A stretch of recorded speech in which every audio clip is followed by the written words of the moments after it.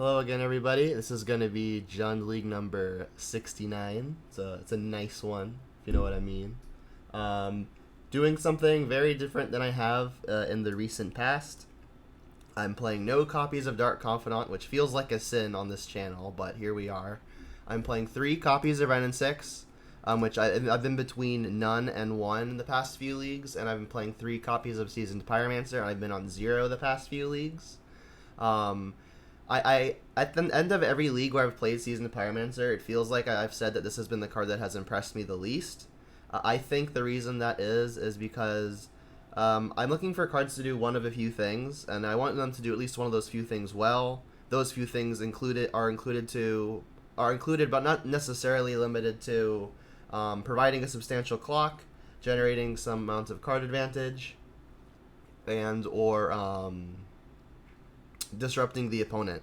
And Seasoned Pyromancer doesn't really perform any of those roles. I guess the thing that it does the most is providing some amount of card advantage. But the times when it actually generates cards, like when your hand is near empty or empty, that's a very small percentage of the time. This tends to not be the thing I want to cast on turn 3. And if I'm not casting a powerful 3-drop in my hand on turn 3, I'm not sure I want to be casting it at all.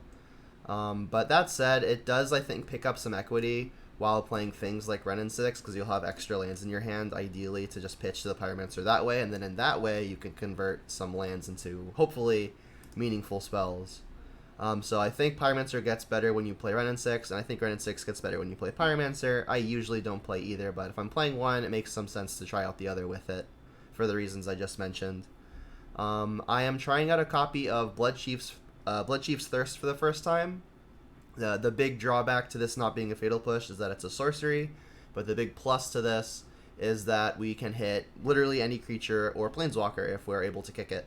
So that'll be a nice little addition, and hopefully the sorcery speed drawback doesn't come to bite. I think it's cool to have, because the main reason I like things like Abrupt Decay, which I'm not playing, are because Abrupt Decay can hit things like 3 mana Teferi. Blood Chief's Thirst can do that too, albeit it's more expensive and not uncounterable. But I mean, it still can be cast for the cheap if you're playing against a really fast deck. And it's also just another answer to things like Stormwing Entity. Speaking of things like Stormwing Entity, I'm playing 2 copies of Terminate because Stormwing Entity is probably top 5 creature in Modern right now. And Terminate is able to kill the Stormwings, whereas our usual sweep of removal spells like Fatal Push and Abrupt Decay cannot touch it. Obviously, things like Assassin's Trophy do it as well.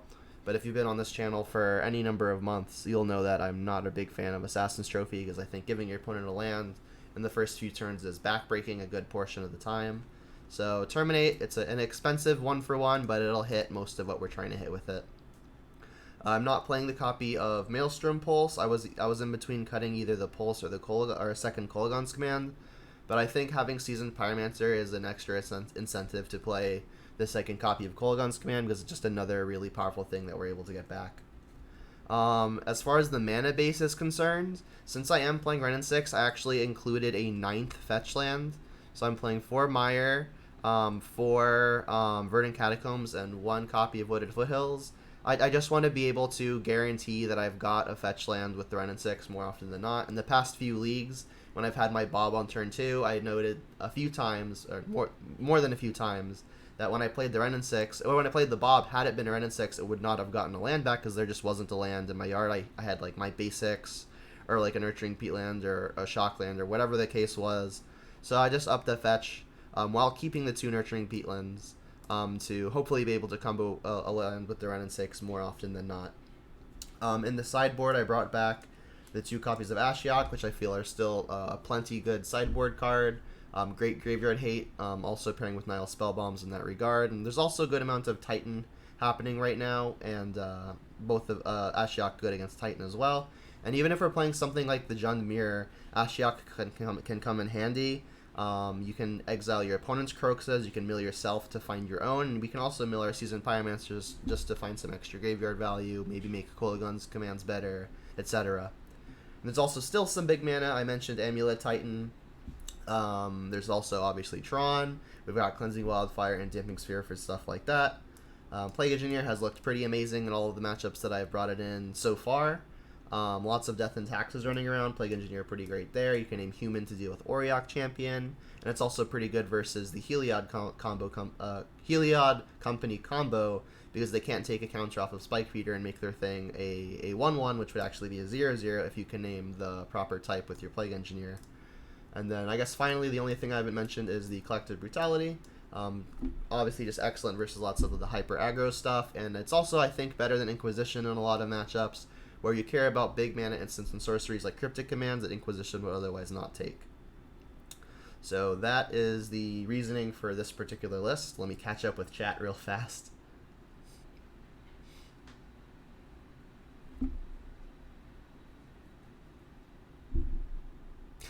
Yeah, that's funny that if you're going long game, I guess Ren and 6 is more likely than not going to pair with land, but I guess every once in a while it doesn't. Yeah, every time I play Ren, I hate it, so let's play Ren for sure. What's up, JDX the kid? Oh, you're going to start a match with a Gruul Brew? You got to let me know how it goes. My ringer on my phone is on, so let me turn that off real fast. Cool, and it looks like... Oh, I forgot. I need to do the modern metagame breakdown, which I always do. Here it is. I mentioned lots of control and hyper aggro, so I expect Collective Brutality to be good in all these matchups. The Plague Engineer is going to be good in a number of these other matchups, and obviously like our big mana hate and our grave hate should come in pretty handy in things like Dredge, Amulet, Tron, Jund we have here at 10th, and then just some more... just some more repeat offenders in the 11th through 15th spots. I haven't played against Scapeshift in a long while, but it's been in this top 15 for a hot minute. I just haven't seen it. Alright, so let us jump into the league.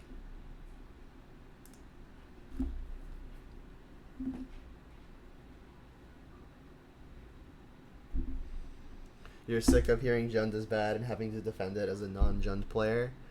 I mean, I think Jund has definitely been bad in the past. That said, I stick with it because it's just what I enjoy playing. Obviously, I'm happier in situations where it's good. Like, I think now it's pretty decent, so I'm happy about that.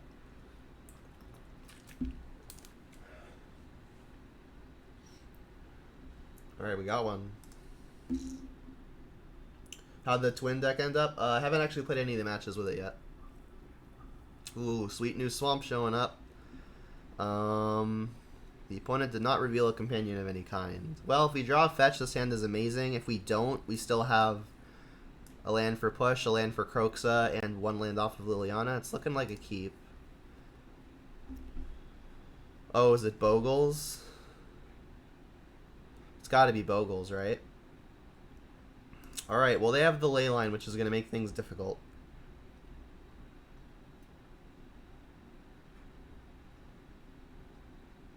I think I still just want to play a swamp here. There's a chance the opponent plays like a core spirit dancer that I can push.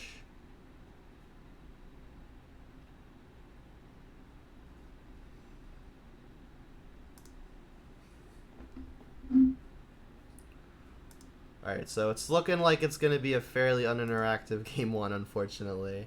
We can't even hit the land for Liliana because Leyline stops that. I guess like land and a pulse aren't out. Right, there's Goyf. Goyf can block once, which buys us some time. So I mean, if we can find Maelstrom Pulse, that could be a way we climb back. We can kill the ethereal armor, or even if we can put enough blockers in front, maybe we can pulse the ley line. Oh, what am I? We don't play pulse in this list. So yeah, pulse not out here. Arbor, okay. Where me and Ren and 6 are in an abusive relationship. I mean, I suppose.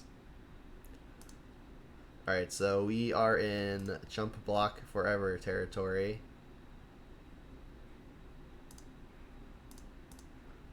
Yeah, so I don't have any outs to this ley line, I don't think.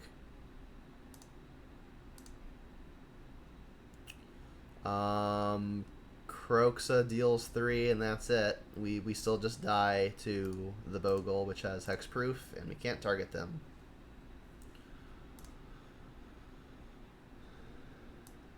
Bogles. Alright, Plague Engineer is going to be good. And that's really it. I guess I could Cleansing Wildfire. There's not a whole lot of relevant lands that it's going to matter against, I don't think. This particular build is pretty weak to Leyline of Sanctity, so that may be something to look out for in the future. But right now, it's only really looking like Plague Engineer. And then I guess I'll cut a Thirst and a Terminate.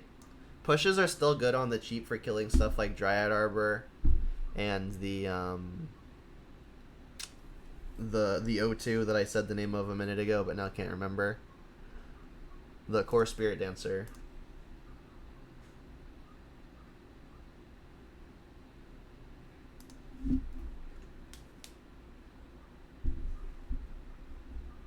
Let's go first.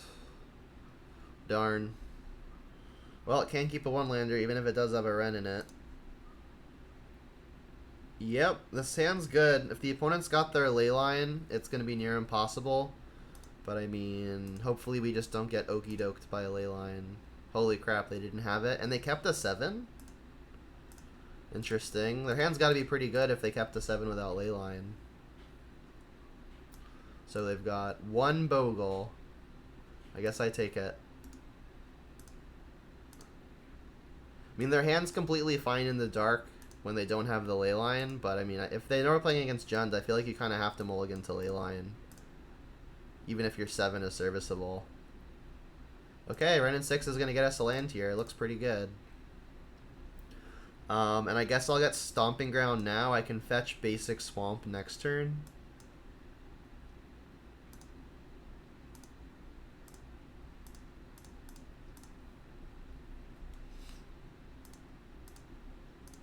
Alright, we're doing well.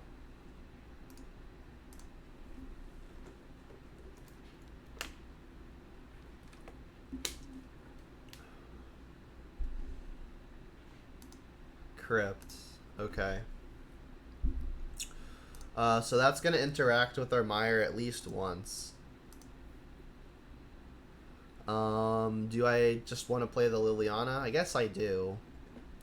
And I think I do want to just spew the Mire now because I want them to pop the Crypt and make it so that Kroxa gets to be relevant in a minute.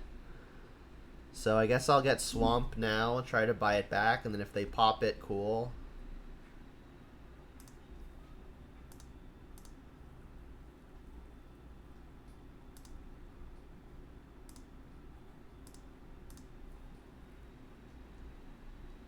They didn't pop it. That's also just fine. Get the Liliana down.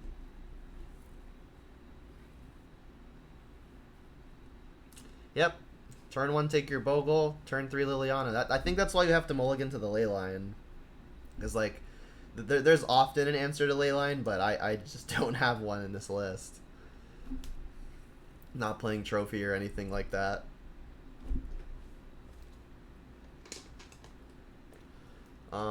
Is there any reason to play Brutality? I mean, probably not. It still gets bricked by the Leyline.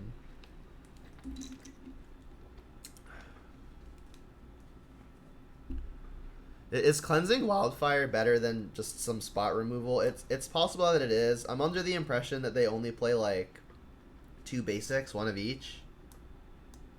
So I mean, there's a chance we take him off of color, but that seems pretty hopeful. You know, I can't board these out in fear of a Leyline, because like if they don't have it like they didn't last game, then it's great. But if they've got it, okay.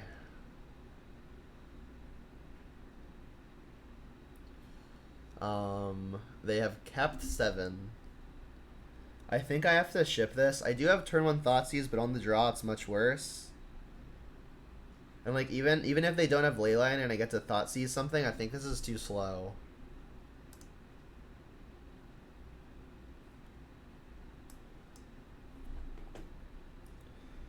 Yikes. Am I gonna mulligan to 5 trying to find the Liliana? I think I have to keep this and just be unhappy. It's like, what am I digging for? This is the deck. Like, I could dig for Inquisition or Thoughtseize on one, but the opponent's on the play. Like, I think I'd mulligan again for sure if I'm on the draw, if I'm on the play, but on the draw here, it's much stickier.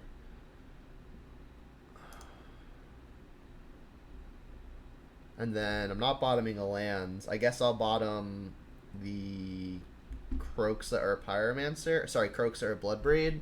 This is looking like one of those games where Croxas might be my best route to victory, though. So I think I'm bottoming Bloodbraid, and then they've got the ley line. This is actually kind of resilient to it. They do have it. By resilient, I mean we have nothing that cares about it.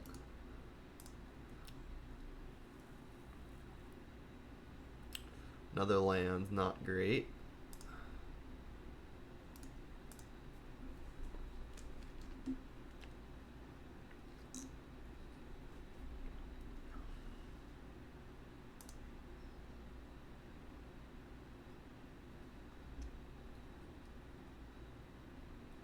Yep.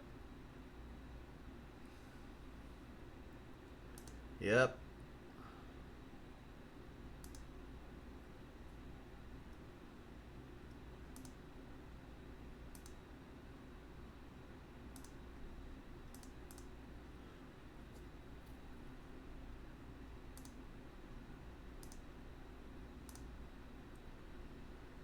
Alright, so this gives first strike, which is going to make, they both give first strike. And this is the totem armor, so if we kill it once, it just comes back. This is feeling pretty hopeless. I mean, I guess I get to Croxa here. Maybe Seasoned Pyromancer can buy some time making blockers, but that seems like a losing battle.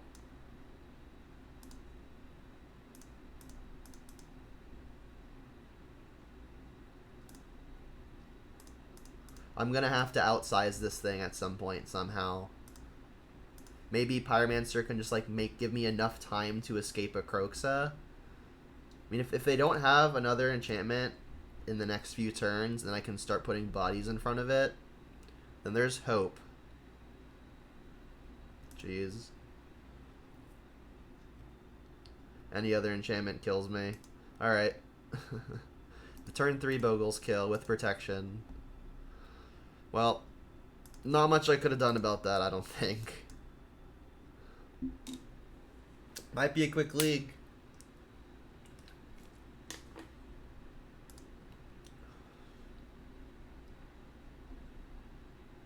Let's go first. Keeper. And I guess I'll just go Overgrown Tomb on 1. That's a lie. I think I'm actually going to get basic Swamp on 1. There's a chance we're playing against like a Burn or a Prowess deck, and I'm going to be able to save more life if I go like basic Swamp, basic Mountain, and then I'll just have my Overgrown Tomb for later. So in the event we're playing against an aggro deck, I think basic Swamp here is good. Playing against Storm with Bergie. They've got 3 cantrips and 1 ritual and 1 creature. I've got, I guess, Terminate as an answer to Bergie, but second creature is going to be kind of dangerous. So I guess I'll just take first creature. This matchup should be better than the last, although I do wish that the Wrens were Bobs in this matchup. Serum Visions has been cast.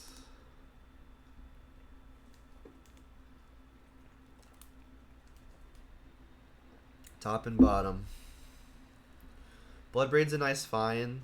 I guess we don't really have to worry about the life total a whole lot, so stumping around into Croxa seems fine here. Could hold up Terminate, but I'd rather get Croxa in the yard so I can escape it sooner rather than later.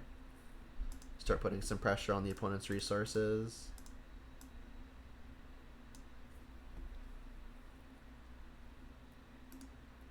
There goes 1 opt. They're playing fetches too, which means there may be Blood Moon in the sideboard. Another Serum Visions. Same art.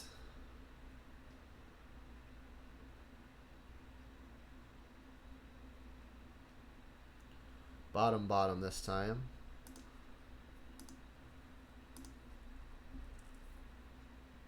Thoughtseize is a good one.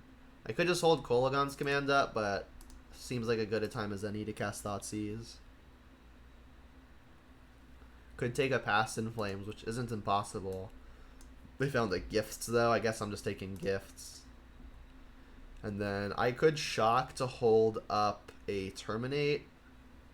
I think the only reason I don't want to cast Terminate is, like, if I draw untapped land, I can then curve into Bloodbraid. If they play, if they draw exactly a creature and I draw exactly a land, I'm gonna wish that I had shocked this. But I think the 2-life may be relevant. I don't want to get natural grape shotted. They've got the Past in Flames already, so it's not impossible.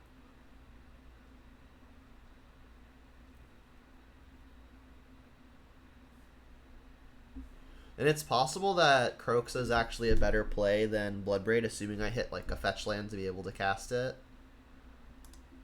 There's the Brawl. Alright, so if I draw a land, I'm going to wish I had shocked, but I mean, it is what it is. Still 1 to land. A land is still good here. Okay. So they've got Ritual Past in Flames. I guess I'm just terminating. Alright, so this would have been much better had I shocked, but I think Natural Grape Shot is a fine fear to have. Maybe I'm being too conservative, but I'll get the action going next turn. Like, I could shock here, but if I don't hit removal for the Brawl, I could just die. So maybe that's me playing scared. I think Croxa is almost definitely the better play. If they've got Remand, that would be the reason to cast Bloodbraid. But assuming whatever I do resolves here, Croxa is so much stronger. Alright, let's, I guess, go for the stronger thing and hope for no Remand. There are 2 cards we don't know about.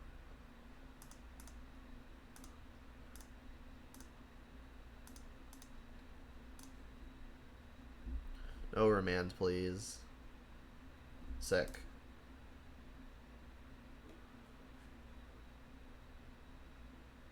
Repeal, that's funny. You'll still discard a card. Yeah, if I Croxa and it resolves, they lose. Unless they have, I guess, Repeal. There's pretty often, like, 1 or 2 unsummon effects available.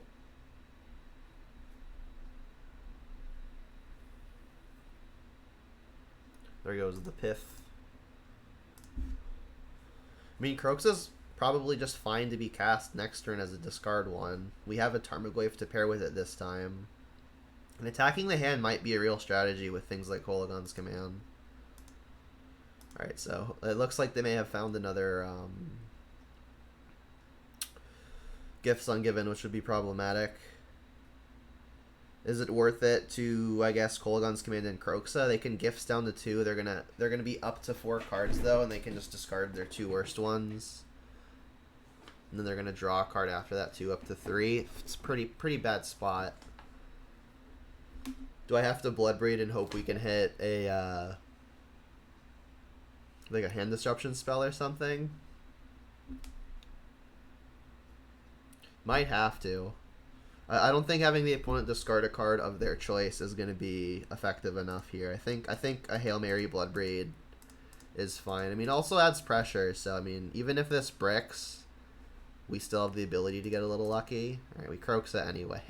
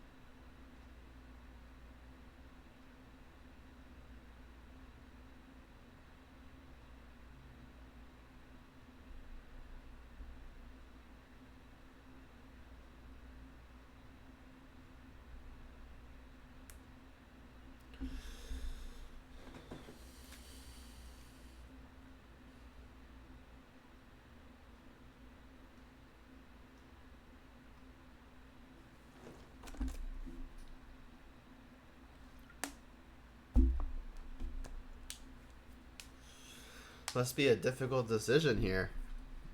I mean, if they've got a gifts, I don't think it is. There's got to be some route to them killing me if they gifts here.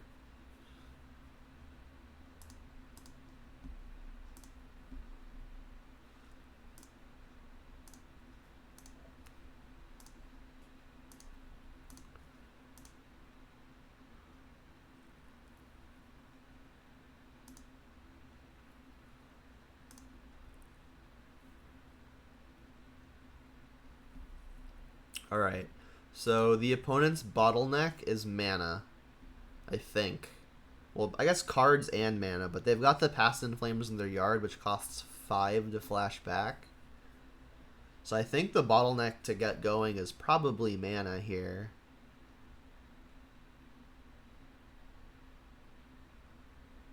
So I think I'm going to prioritize putting whatever rituals the opponent gets in the graveyard.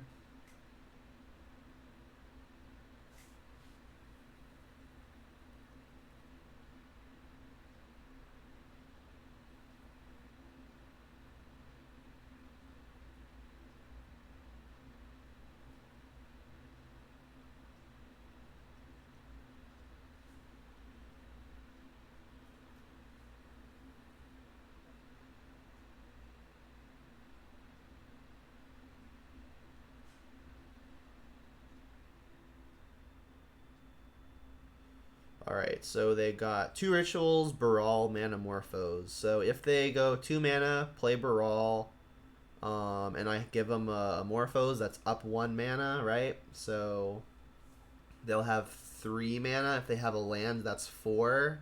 Then they can cast Past in Flames, but they have 0 mana left over to go off.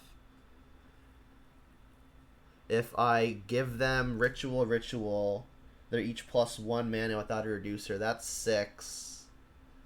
They can pay 5 to cast Past in Flames, but they still can't get going. Because I don't actually have a way to kill the Baral. That 3rd toughness means Kolaghan's Command doesn't touch it. The scary thing about giving the Manamorphose is that it draws a card. It just keeps digging. I still think I want to bin the rituals here. But if I give the opponent the Baral, it's gonna be much easier to go off the following turn. I think I'm binning rituals here.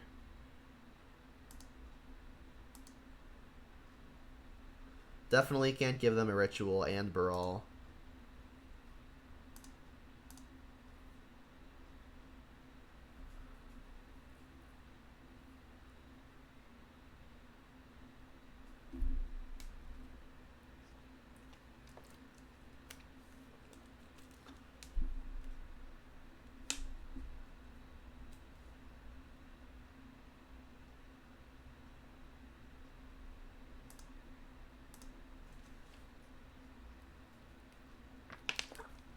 If they have a ritual in addition to Manamorphose, then I die, right? I guess they still need to find the actual kill condition. That shouldn't be that difficult. Noxious Revival, jeez. And there's the ritual then.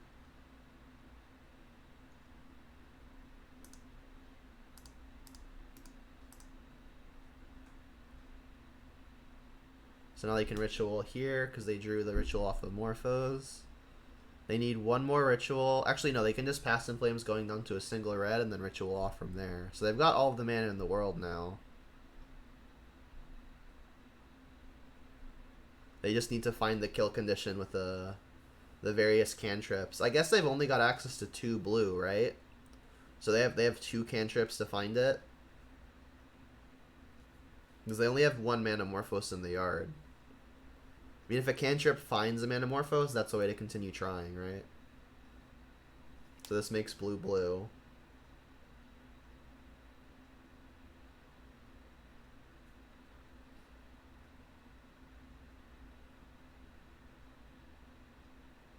Yeah, they don't have another Past in Flames unless I give it to them. So yeah, I guess I am just dead, huh? I guess we'll see.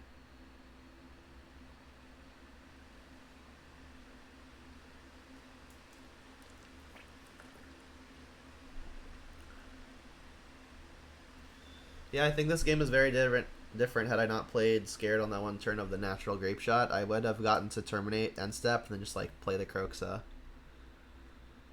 Bummer. Alright, so they're at 5 mana now.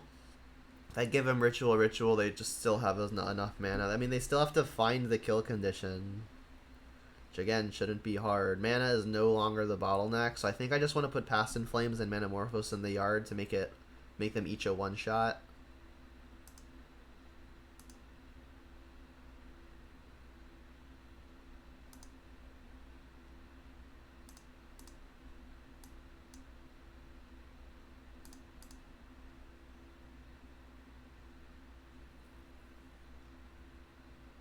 Still need to dodge the grape shot. I'm not dead yet. They just need to find the grape shot. I'm assuming there are minimum 2 copies.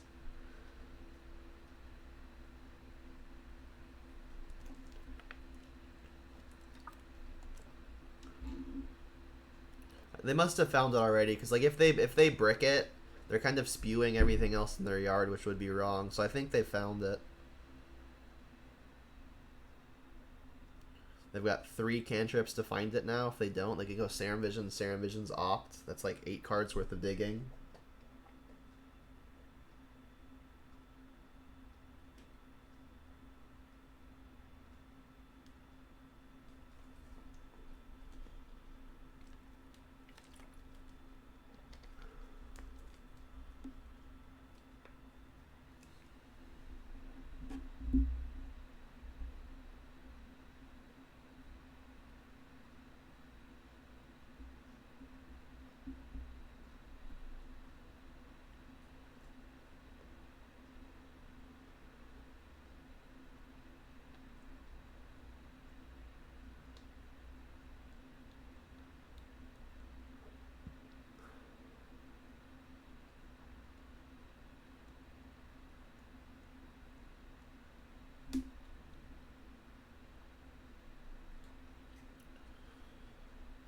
Not giving him the grape shot.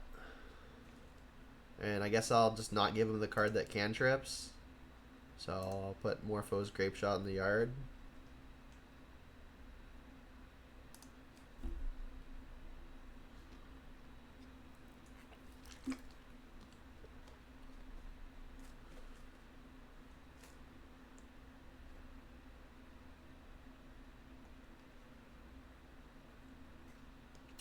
That'll do it.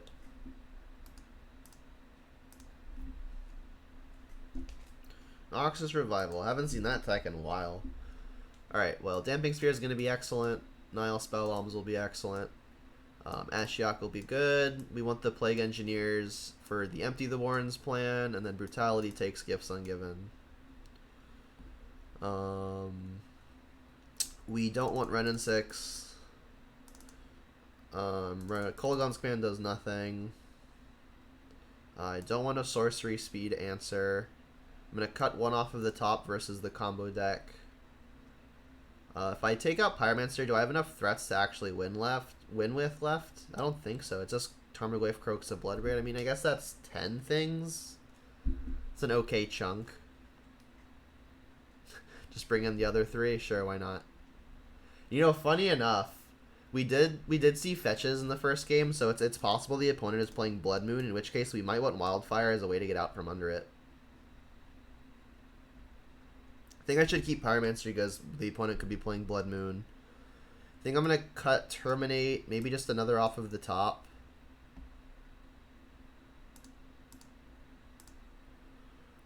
Three more cuts.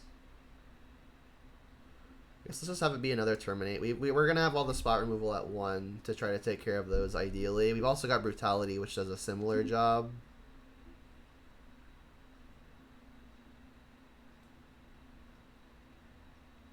Two more cuts. I've got a minute and a half. I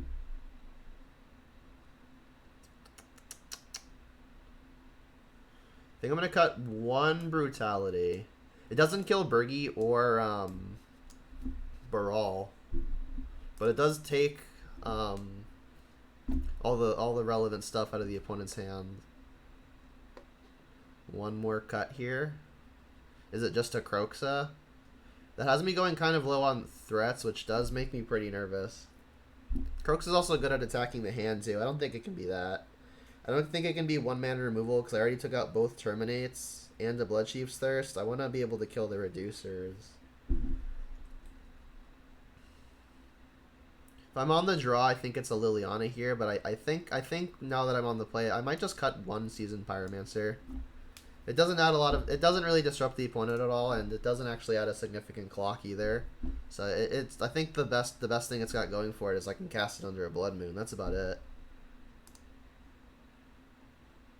Yep, this hand is serviceable. I guess I get basic Swamp here. If I get Swamp, I can't cast Renin 6, but I took that card out because that card's terrible. So I'll Thoughtseize on one. There's a good argument for saving it for a turn closer to combo, but the opponent's playing fetches, so it's also possible they're playing Veil of Summer. They've got Baral, Echoing Truth, Desperate, Manamorphose, Past in Flames. Well, I've got Bolt and Push for at least 2 Reducers. They only have 1, so I'm not taking Baral. Echoing Truths is an answer to Damping Sphere, which could be annoying. So maybe I just take that. Like, the rituals don't mean a lot if I can just prevent them from unsummoning the Damping Sphere. So let's take that. Bit of a non, but I did take out 2 Bloodbraids. Might just have to be a 3-2 with haste here. Okay, so they played Scalding Tarn. Guess I'm just casting Kroxa. I mean, it's probably just best to get the Damping Sphere down when I know it'll resolve. But, I think I want to Kroxa because if I draw a land next turn, I get to Damping Sphere, and then on the opponent's turn, when their Baral is in play, at their upkeep, I can then use a removal spell. So I think it makes more sense to cast Kroxa here. Because, like, if I Sphere here, I guess I have access to the exact same play next turn. So Sphere is probably just better in case they have a hard counter, actually. And then I'm worried about Blood Moon still. Gonna put a premium on finding a basic forest. Which is awkward with Kroxa. Here's your Baral. Yep.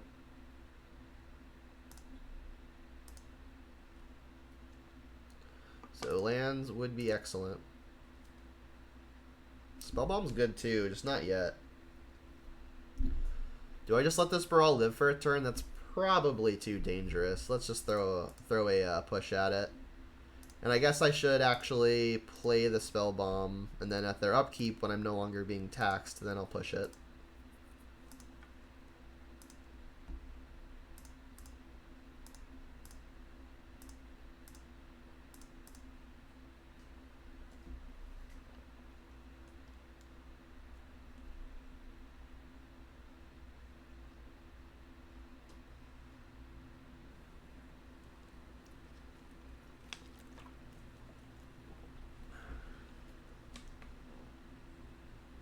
Sure. Did not know of that one, but we've got another Bolt. Lands, please. Thank you. Think I'm doing the exact same trick. I do want to, I think, cast Kroxa here. I don't want to get basic Mountain. Maybe I just get the other Swamp that leaves open Kroxa as an escapable card under a Blood Moon. It also lets us play Lilianas. So I think basic Swamp might be just a good choice. But then I can't cast Kroxa and Bolt. What's up, Mark?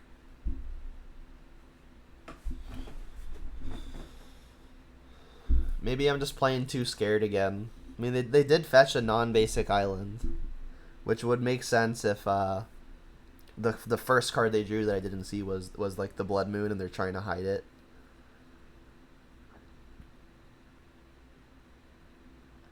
I mean, I guess I could just Kroxa first and then make the decision later. Like, this doesn't do a whole lot on its own while the Damping Sphere is in play. So we'll lead here.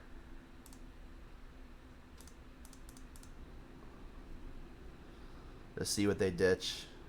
A ritual. Okay.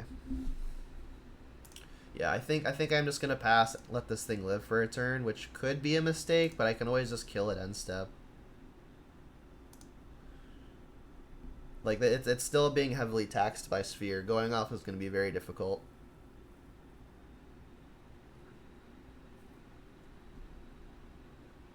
There's a basic. Sure. They're gonna attack me for 2. Is there any reason to let that happen? I guess they can't ritual into a moon now. Let's get the Blood Crypt.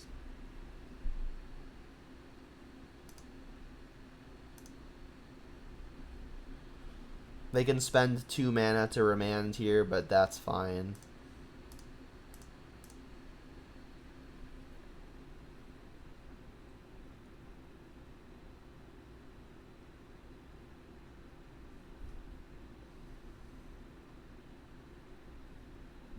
If I draw a fetch land next turn, I get to escape Croxa, which is pretty big game, as long as they don't have a remand.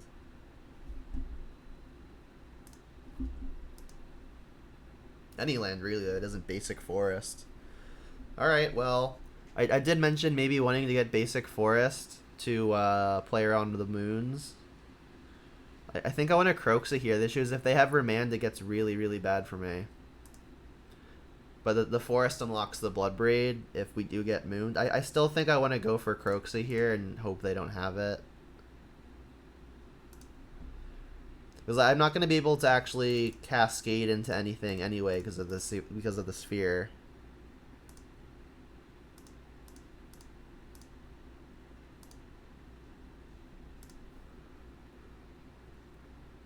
Guess I should have kept sorcery in the yard, huh? Auto-resolving is nice, though. Yeah, I should have kept sorcery to keep glyphs big. There goes the Morphos.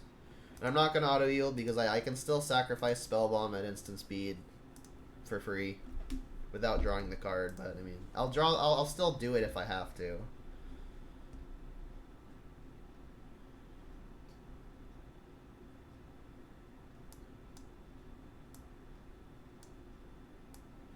Sure.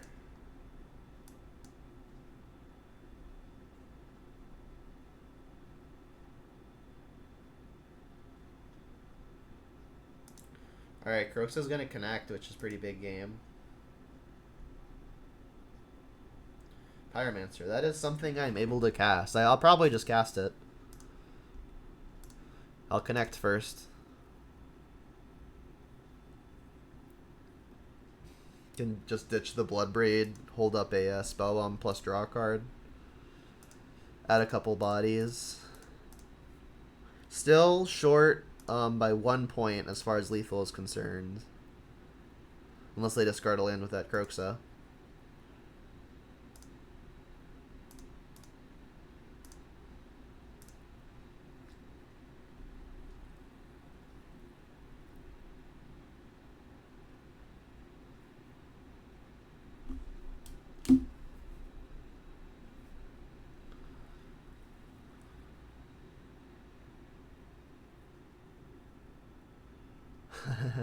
Nice. So they can discard a card to exile the top 2, right? And then they can play those 2 until end of turn.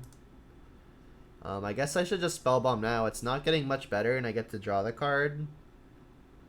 Right? We've got just lethal, right? Yeah, we have just lethal, so let's just draw the card. Because like we're gonna attack. They're gonna have to go down to 0 cards in hand. Backup sphere, nice. And then we could just play Croxa from the hand as a deal 3.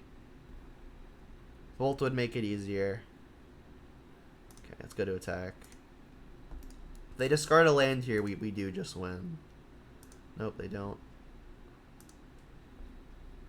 Is there any reason to actually cast this Croxa now? I guess like a Damping Sphere as just like additional insurance. It feels pretty free to do so.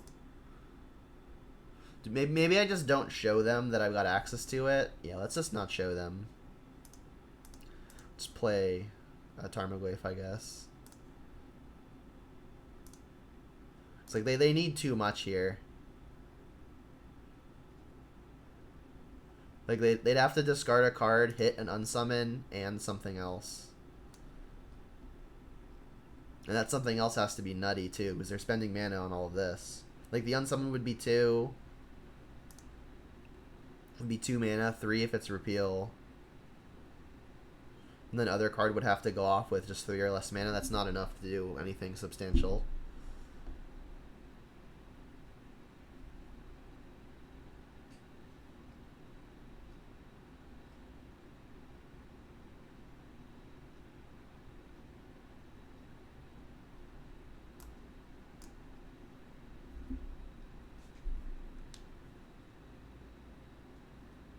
Bergie seems gimmicky.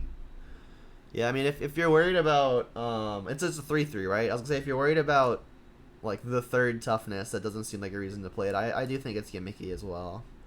I mean, they played the Horn here, and it just straight didn't matter.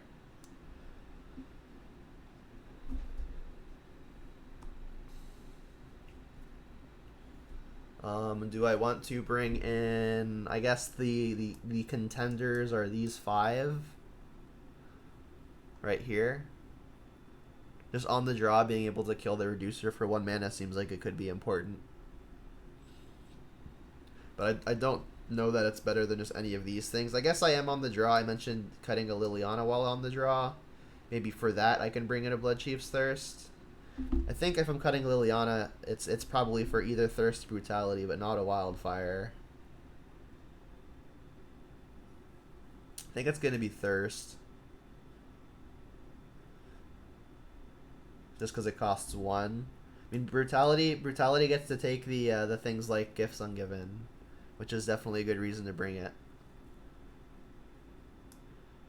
Yeah, let's maybe try that. I am worried about not being able to kill all the reducers, especially because we saw that the opponent is playing Baral and Bergie and Electromancer. That's so many things that I need to kill. I think I need this Bloodchief's Thirst.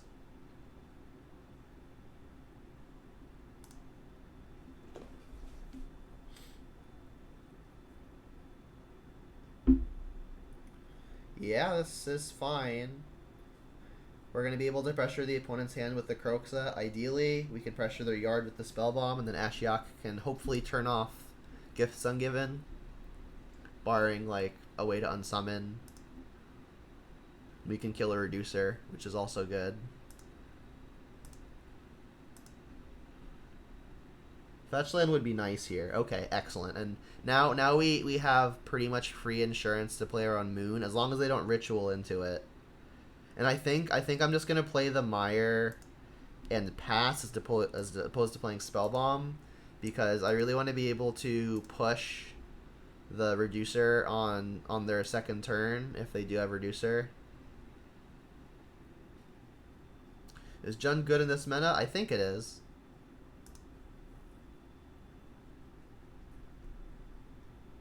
I think you've got a pretty fair matchup versus all the hyper aggro stuff like Burn and Prowess. And then the combo matchup tends to be pretty good, but Heliod can be tricky because half the combo is indestructible.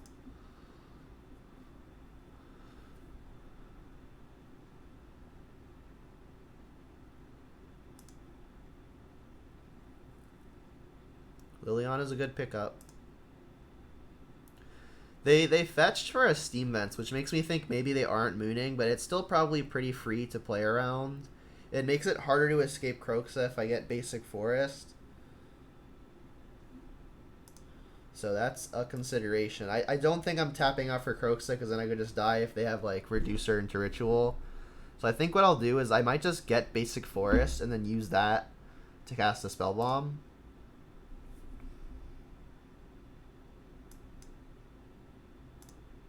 And then I can hold up the other land for either the Spell Bomb, draw a card, or the Fatal Push. You've been on Team or Moon? I think you had mentioned that a while ago, right? I think someone had mentioned that they were looking into that.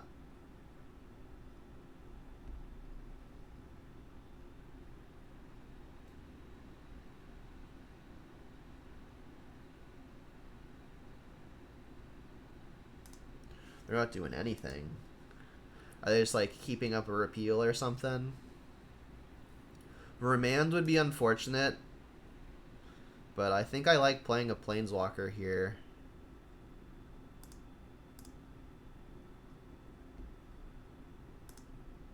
Is there any reason to fetch other basic swamp now? If they moon me, it gets pretty bad. But Verdant Catacombs is likely to be my second Blood Crypt, because I do need second red for this Croxa at some point. So I think I'm going to shock and play either Ashiok or Liliana. But it'll be pretty bad if we get mooned. Because then we get locked out of the double black, and we can't double black for Croxa. So, I mean, second black is ridiculously important right now. Yeah, I can help with the board later. Yeah, I think it might be important enough. Again, I said that maybe I was playing a little too scared last time, and that this could be me playing a little too scared again. So hopefully that's not the case.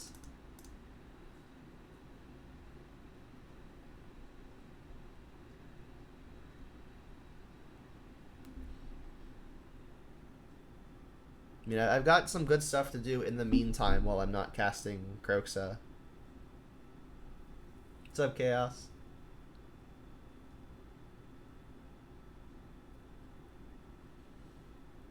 So I will activate this and target the opponent. No remand, please.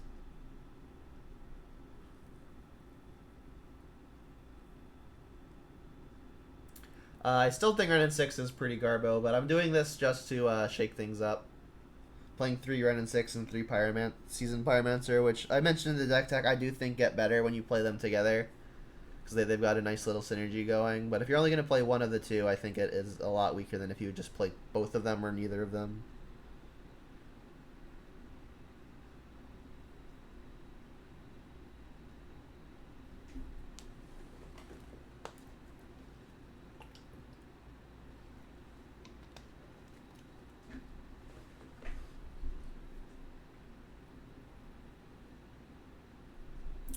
So they're going to Gifts Ungiven in response, right?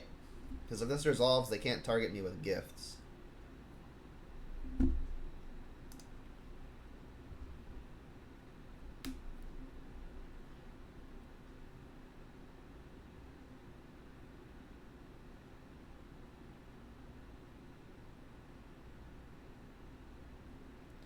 I think the which Walker I want to play here is a pretty close decision.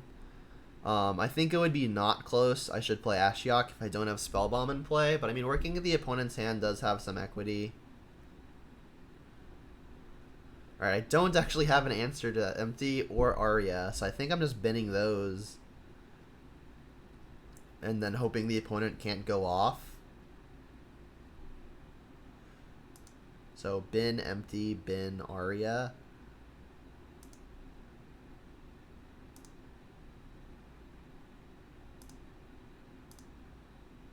Then this will resolve. Bergie says whenever you cast a spell, you add a red, and that mana doesn't empty. It's another reducer, or effectively a reducer. The 5 mana artifact side almost never comes up. Alright, and I do think I want to minus targeting them.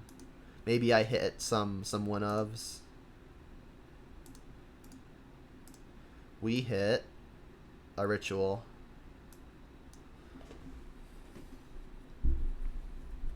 I mean, we've got the answer for Bergie, so if they play that, I'm pretty happy. I think Bergie is definitely worse than a reducer though, because like you can't remand off of a single land because this tracks on cast as opposed to just reducing it.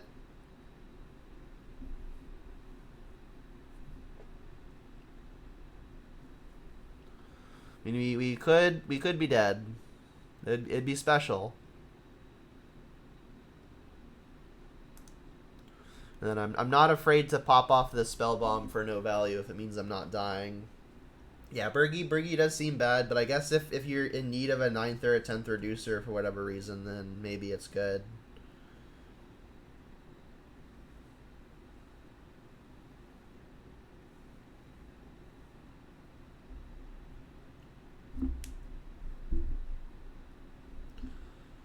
There's a reducer.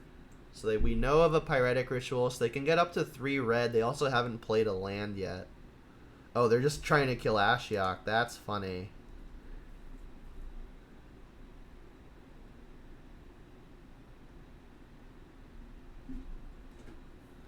So Ashiok is gonna make future pyretic rituals. Sorry, future gifts ungivens be turned on. Yeah, Ashiok did a good job. It didn't finish it by itself. Like, I wish it had done more, but it did a good amount. And they don't have a land. So it's probably really, really important that I kill this Baral.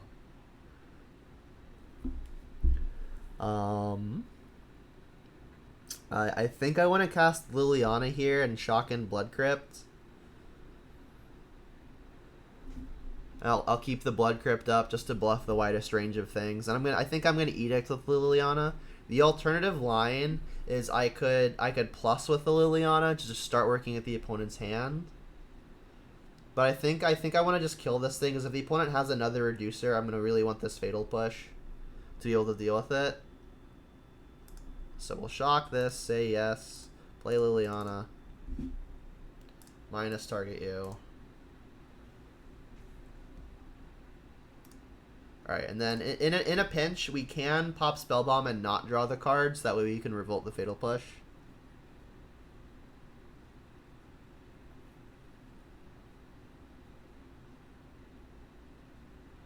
Casting a Ritual. Yes. Casting a Ritual. Are they going to try to go for like an Empty the Warrens plan, naturally? Oh, they're casting the Horn. Cool. So it's discard a card, exile the top two. You can play those this turn. So I said that the Horn almost never comes up, but here it is. Do I want to pop Spellbomb now for any reason? I guess in the chance, in the probability that they're playing something like a we saw game one that they're playing the thing that puts the cards from the graveyard back on top for Phyrexian mana, so it's probably worth just keeping this in play. It's also something that'll enable Revolt. Goyf is a fine pickup. I think I'm going to plus Liliana. I can play Kroxa as well. And then I can like play Peatland to hold up the push and play Tarmogoyf. Feels good. And I think between Peatland and Tomb, I should ditch Tomb. So I'll plus first so the opponent's got the least info.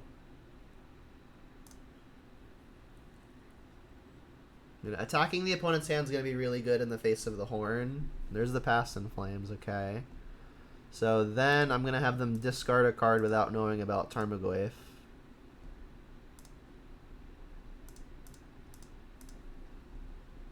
Not the joy we're looking for. Yeah, like, it's probably fine if they're going off already. Because, like, all of their cantrips, if they cantrip into a dead card, they can just cantrip into whatever on the top two that they want. So here's a Goyf, which was the piece of pressure that we're missing. And now we get to say go. I'm feeling pretty good, but this Horn is scary.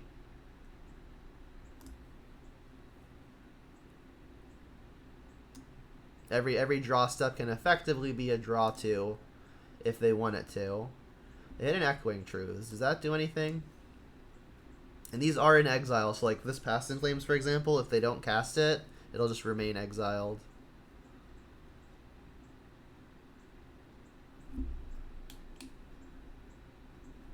Alright, I'll take a look at the... You're going to have to remind me, Mark, to look at the deck after the league ends. But I'll pull up the tab. Alright, they have Repeal. They're casting that from their hand instead of just using the Echoing Truths. I could push it so they don't draw a card, but that seems cheeky.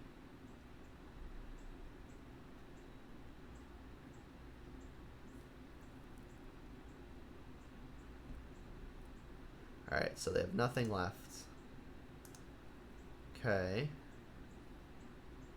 Is it worth it to Spellbomb now? It's still probably free to just not do it. Another Liliana. So definitely casting Tarmogoyf. And I think I will actually plus this Liliana. I don't want to tap out for the other Liliana, and I would like to charge this Liliana up to 3, so if I use an Edict, I'll still be able to keep it.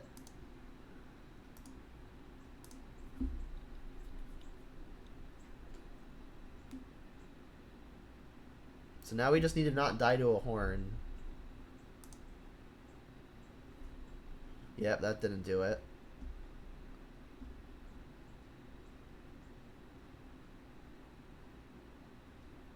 Yeah, I mean they have to cast it to put it in the yard. If they cast a Past in Flames, that's when it'll activate Spell Bomb.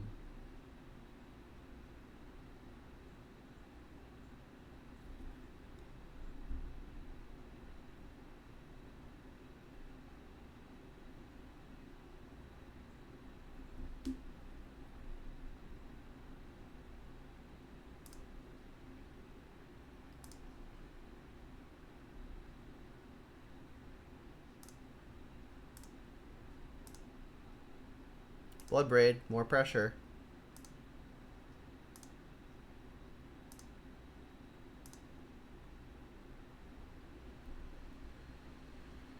Blood Chief's Thirst. Okay, well, I guess I'm just Blood Braiding and continuing to hold up a Fatal Push.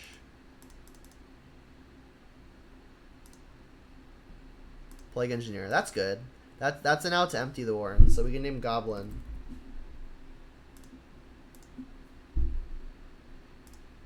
Go away reminders. Okay.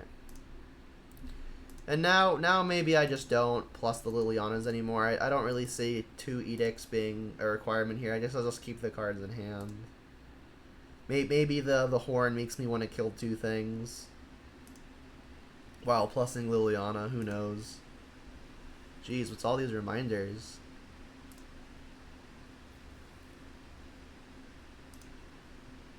Land and a Ritual. That's not going to do it. We're short of killing, though, right? This is 4, 7, 9. If we find the both, we get to kill them. If we find a red source, we get to kill them because we can escape Croxa.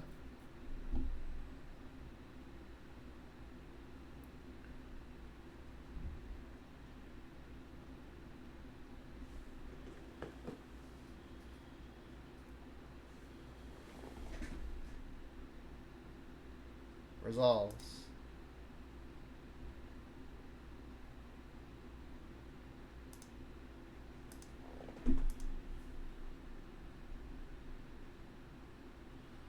That will also work.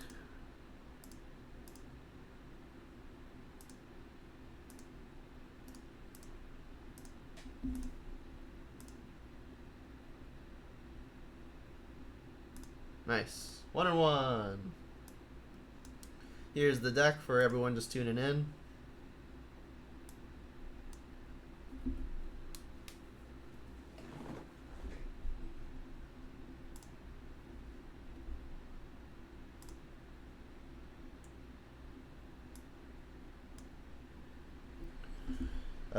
Chaos says, oh, this is about Mark's deck.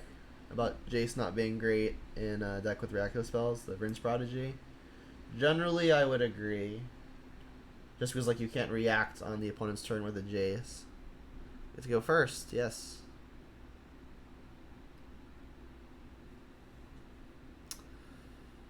Revealing Luris. Alright, well, on the play, double Inquisition and a Croxa. We can pressure the opponent's hand pretty hard. It's probably a keep, but we have a few more lands than I would hope. I mean, we could really dump cards into our own graveyard pretty quickly to hopefully escape this Luris.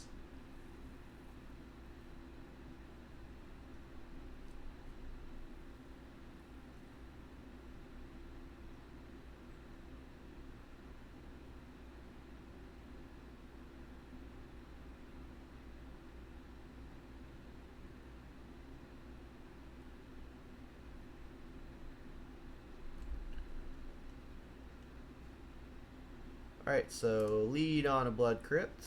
They mulligan to 4. That's got to be good for us. It's oh, they just concede. Sure. I'm thinking that it's either Hammer Time or Prowess. I guess Bogles also a possibility, but if Bogles is the case, then they wouldn't be playing Leyline in the main. So if it's Hammer Time, I want the Engineers. And if it's Prowess, I want Spell Bombs. That's kind of it. Do I just bring in all 5? I mean, against Hammer Time and Prowess, I really don't like Ren and Sixes. And, like, Spellbomb at least cantrips. We're playing against Luris for sure, so Spellbomb probably just good.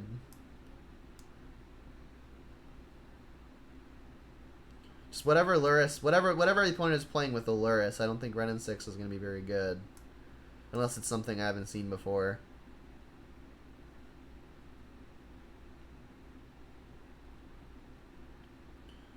You want the Cleansing Wildfire for lands? If we're playing against Shadow, or some Shadow variant, the Wildfires will be bad. I mean, they'll still cantrip, so I mean, there's some argument. But I think a 2-mana Cycler is pretty bad. I mean, we like the difference between I think Wildfire and Spellbomb is knowing the opponent's playing Luris, Spellbomb's gonna be good at least a little bit, whereas Wildfire might be just 2-mana cantrip.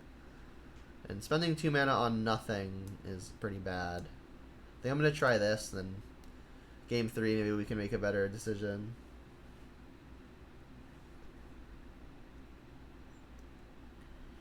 Real Luris again, yes, makes sense. I'll keep. This hand's going to be pretty fine versus Shadow or Hammer Time. They kept the 7 this time. Oh, they kept the 6.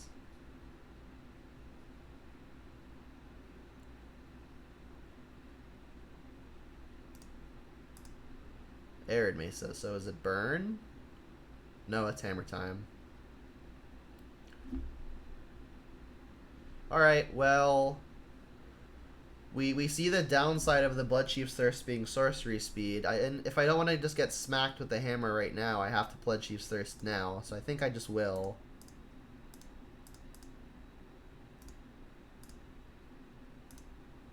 It's like this will let them flash and auto-equip, right?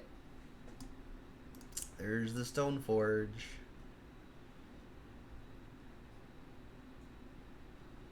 There's the hammer. There's an Inquisition. I guess I just do that. That was a good pickup. Oh.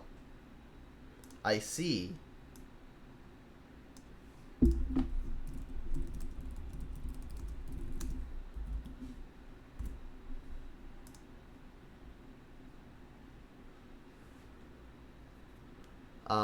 I guess I still want to play the Spellbomb.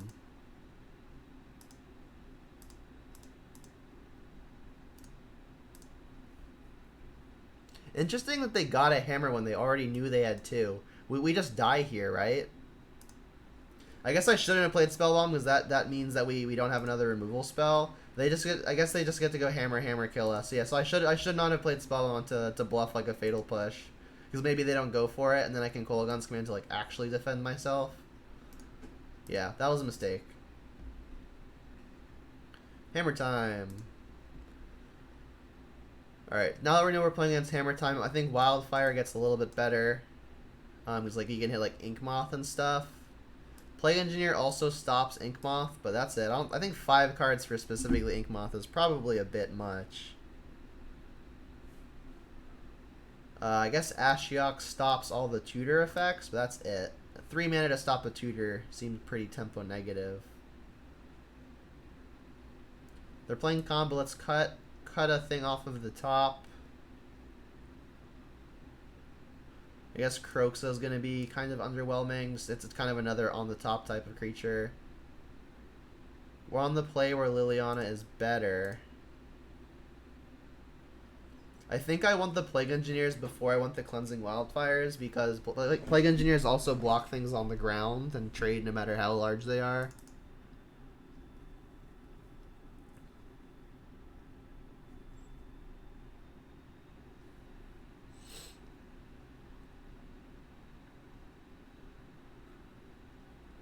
Not sure what the other 2 are going to be. Definitely keeping all the spot removal. I think I want to keep all the Inquisitions and Thoughtseizes, especially while on the play. So, I mean, that would have it being either Wildfire, Kroxa, or like some Pyromancers. Maybe I just shave a Pyromancer. It doesn't seem like it's going to do a whole lot here. Like, I can buy time. which is like the thing I say that it does the most of. But I mean, buying time is not really a super great thing to do here. Maybe I just cut another wildfire. This still leaves me with 3 answers to Ink Moth, which seems like a lot. On top of just all of the spot removal.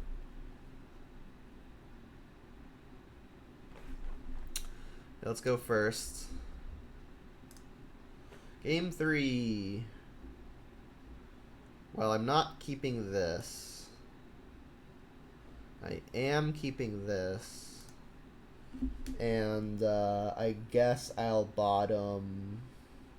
It's got to be Bloodbraid or a land, right? Like, I want to keep the spells that I can cast. If I bottom a land, then Bloodbraid gets worse. I guess I just bottom the Bloodbraid then. I'll just keep everything I know I can cast. It's like Inquisition on 1. They kept 7 cards this time. How lucky. So they've got 2 lands, 2 paladins, a giver, an ornithopter, and a steel shaper's gift. I think I have to take a paladin here. Giver is really, really unfortunate though. The thing is, this getting hammer means that they're going to be drawing a bunch of cards, and I already don't have an answer to the first paladin. But maybe I just have to take giver though, because that also just protects paladins. So yeah, I guess I'll just take a giver. It's not looking good. Your hand is quite good.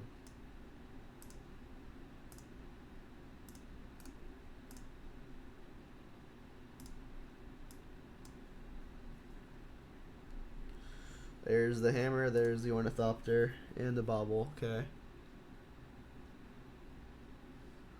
I'm gonna need a way to interact with the creatures. So any removal really. Thoughtseize. Well, I guess that deals with first copy of hammer.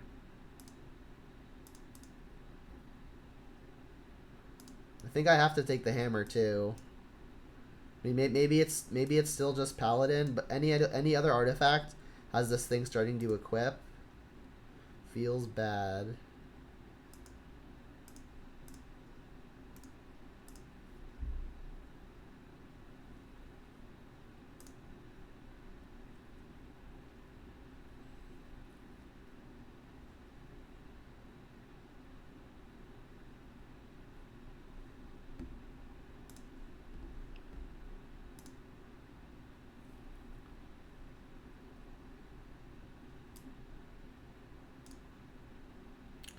Found the Stoneforge. Yuck.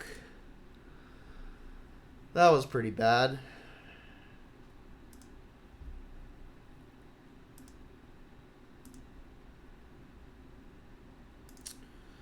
Alright, I guess I'm going to Pyromancer. And I think this is a pretty good example of why I generally don't like this card. It just isn't going to do anything when I'm casting it here. It's gonna hopefully find some removal, but it didn't actually add anything to the board. Like I'm just spending 3 mana to like turn a land into 2 random cards.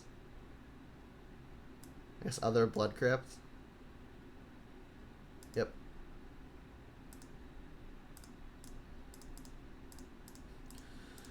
Come on, give me 2 good ones.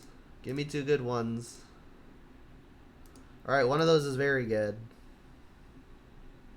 It blocks once and digs for stuff, and it doesn't even block, because like the thing has flying in this case.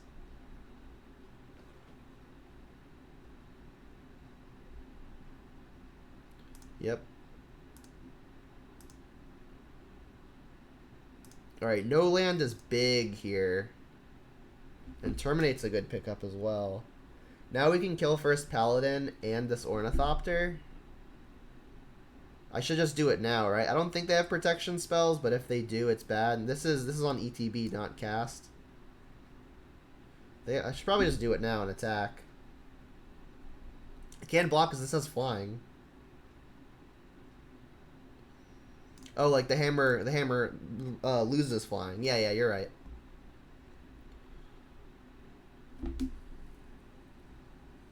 Funny enough, though, it doesn't block Ink Moth, because Ink Moth gains flying, and the way the layering works, it still gets to fly. So I think I'm just doing this now. Is there any reason to wait? We actually haven't seen what their other color is yet. Like, maybe they could Magnetic Theft. Let's just do this now.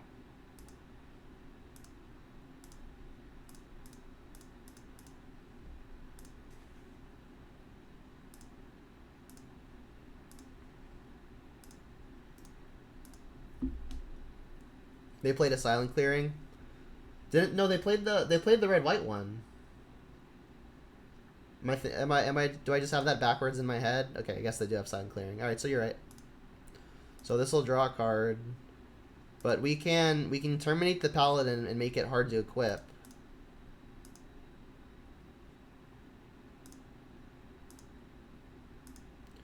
All right, so I mean, we're doing okay for ourselves here. Bolt is another good one. In fact, I think I just use that because then I can deploy a Tarmogoyf. So Bolt was a really good find. We needed some pressure. A 2/2 is not really pressure. A 5/6 is.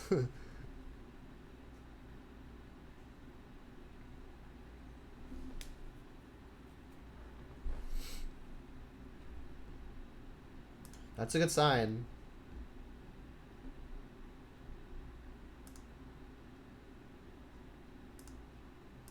We get to untap a Terminate. That's big. Alright, now we can use the Spell Bomb and draw a card and Terminate. Smack both. I guess there's some consideration to, like, what if they, like, shoot something into play? Maybe they're playing, like, a Batter Skull, which would suck, but I have not seen a Hammer deck play a Batter Skull yet.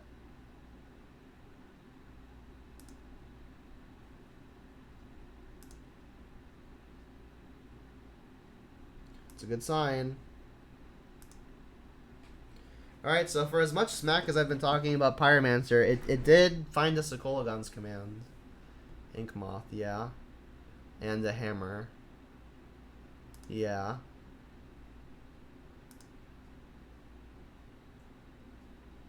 Interesting that they tapped Inkmoth. Now they can't block with it. I guess we want second green and just more black. So Overgrown Tomb.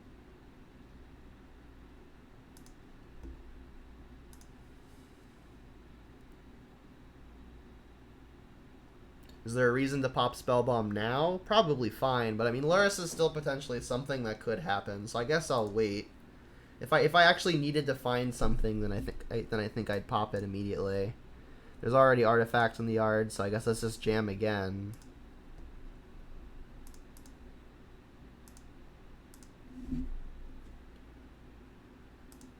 You're at 1. I guess I'll just play another Spell Bomb. Is there any way this bites me? I don't think so.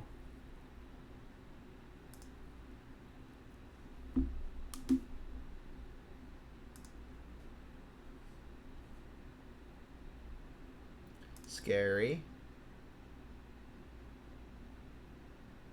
Another hammer. They're really good at drawing hammers. That's all of them? They've got one in the yard? So I guess the fear here is land plus another paladin. Plus, so that makes everything equipped for free. But then we still have Terminate. Resolves. There's Paladin. So... Oh, did we just die? They can attack with 2 things here. Did I need to leave a Seasoned Pyromancer back?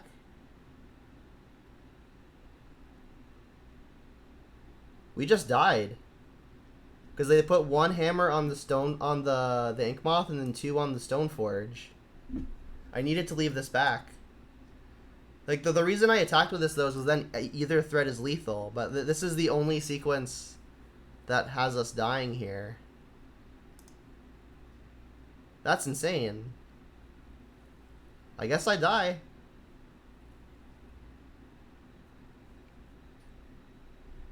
I guess I'll crack the spell bomb now, right?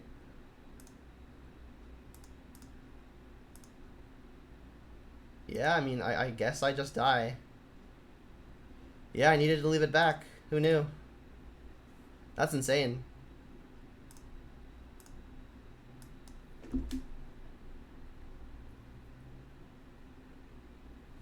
You would have cracked first spell bomb there before playing the second one, in case I drew Bolt. Terminate in response to first equip. Oh my god, I'm just stupid. Yeah, that works. Yeah, I'm just stupid. Right? That does work, right? Because Metalcraft is still only sorcery speed. In my head, it's like a pay 0 to equip. It doesn't work?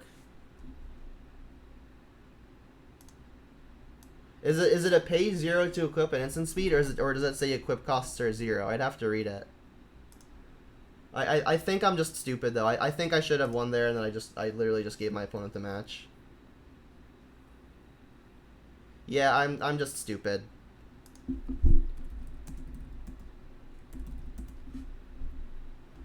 Feels bad.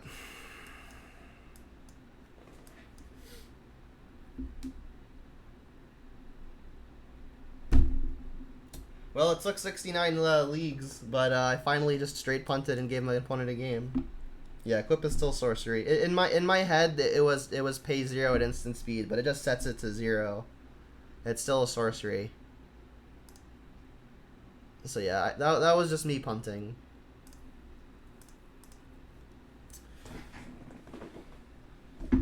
Leagues since last giveaway game, 0.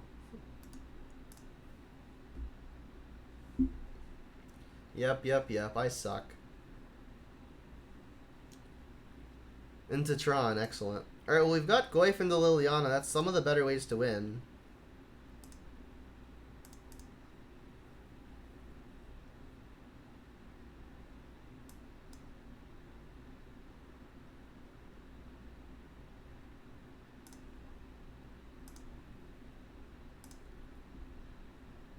Lands are no bueno, though.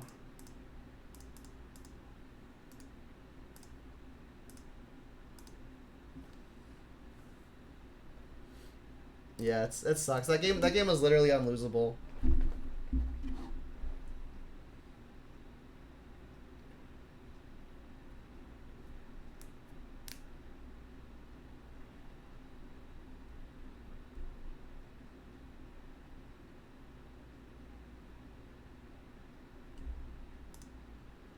They kept a one-lander?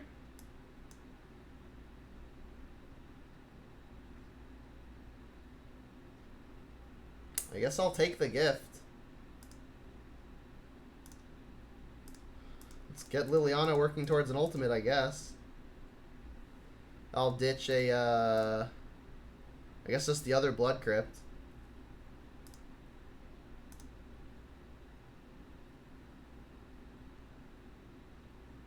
Tron players, yeah.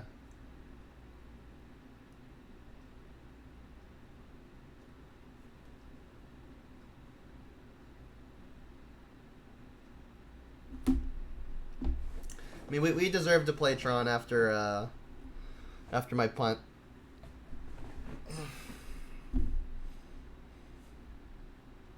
They ditched another Karn. Okay. I mean, I guess they kept a hand with, like, a Star Witch redraws and an Ancient Stirrings, which looks at a top 5 for a land. So, I mean, they get to look at another, basically, 7 cards in between that and a draw step. So, I mean, I do think they got a little unlucky, but, like, jeez. Alright, Sanctum. That's not a Tron land. Yeah, Stirrings again, maybe? Map? Okay, so they had the nuts if they hit any land. Which I guess we got lucky and avoided it. Kroxa is interesting. I do think I want to continue plussing this Liliana to work towards ultimate. Do I want to Thoughtseize to take the first payoff? Alternatively, I just use in Pyromancer and just keep adding pressure. I think Pyromancer for pressure might be enough, given we've already got Goyf, and this is going to be basically 3 points of power. I think I want to plus first, though, right? Because it'll make 1 less elemental. Does that change the math at all? We're hitting for 4. We're going to add creature to the yard, so we're actually hitting for 5. That puts the opponent to 11. Sorcery is already in the yard. So, puts the opponent to 11. Then we'll be attacking for either 8 or 9. So, a bolt is still lethal either way. It's only Kolagon's command that changes it. Since it's only Kolagon's command, I think I'll just plus first. and then get one elemental.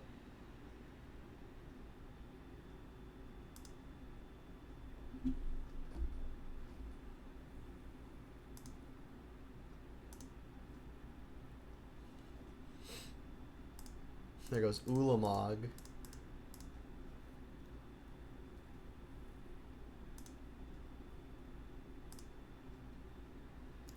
Land, sure.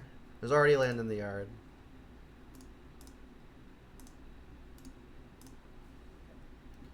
So there's still a turn off of Tron.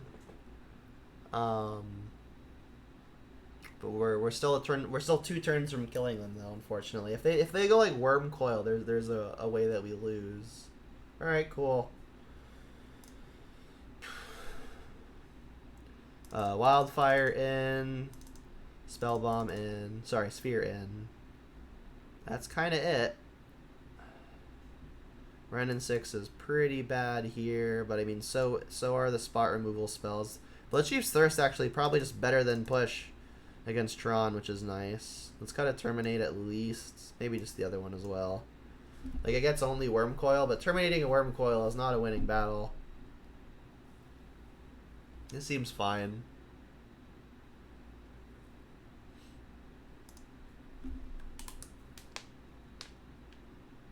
What's Thirst gonna hit? It hits Planeswalkers. No, if you kick it, it hits anything.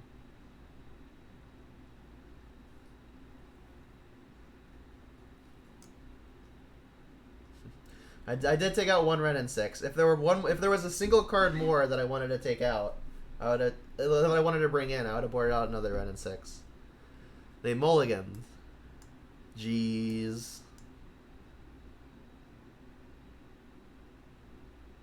You dump all of the Rens. I keep on telling people that Ren is bad, but no one believes me. And then I play Ren, and then I just wish I wasn't playing Ren. If we hit a land, this hand is very good. Keep. I think if we hit a land, our chances of winning this game are pretty high. So I think it's a keep. You've been on the Ren isn't great for the campaign for a while. Yeah. Alright, land please. We got 2 looks at it.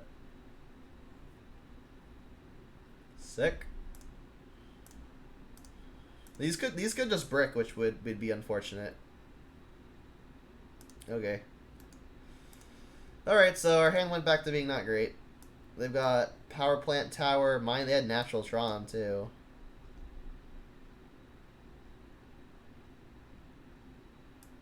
Well, Pyromancer can maybe convert it. So I'll get, I guess, Stomping Ground, because I definitely need the second red for Pyromancer. There goes Power Plant.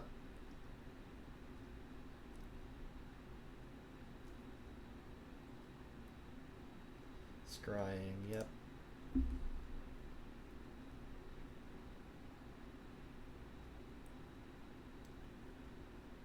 Hopefully they just get like a redundant Tron piece, and then we can just still take them off of the Tron.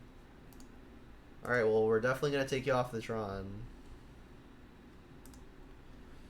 Stomping Ground. Second red for Pyromancer.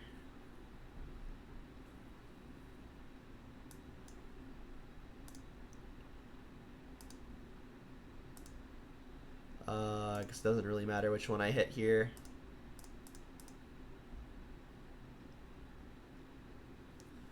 I'd love to find another land for the Pyromancers.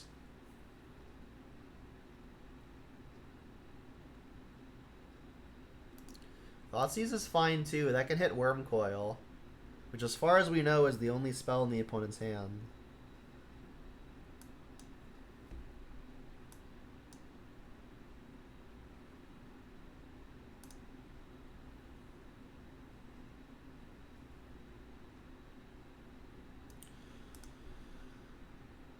Okay.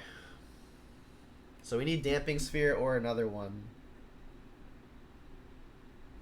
Or another Wildfire is what I mean by another one.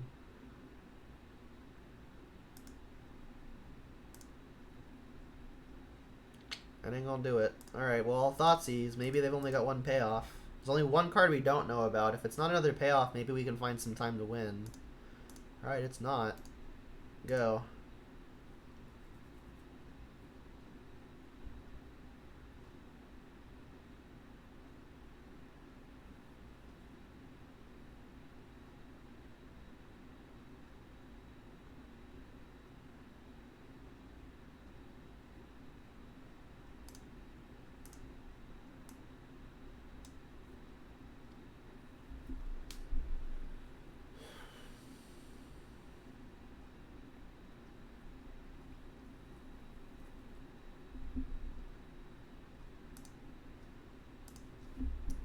Still think I want to hold the bolt. I could just throw it upstairs, but I may need the bolt to like kill a Karn after a minuses.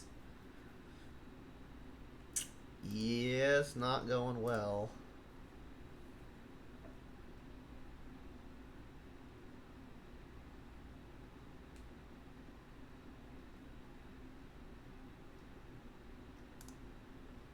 Yeah, they're even if they don't complete the Tron, they're just gonna start casting their stuff. And I guess we know that they've got the Tron anyway, so what does it matter? Come on, land. That's kind of land.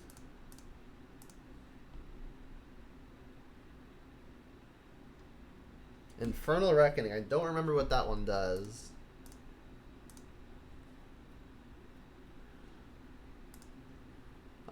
Should I cast an Inquisition here? Probably not. I mean, they're probably just better used being converted to literally anything else.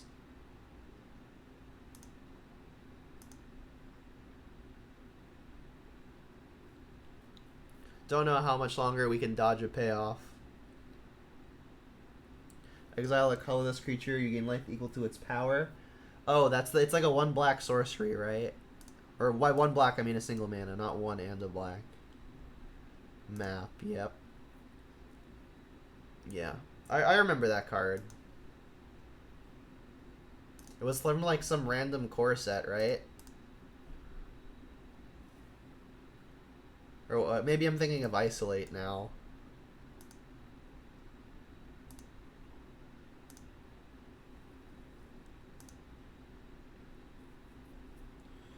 Card's bad. Another cool thing about Bob over Ren and 6 is that Bob isn't legendary.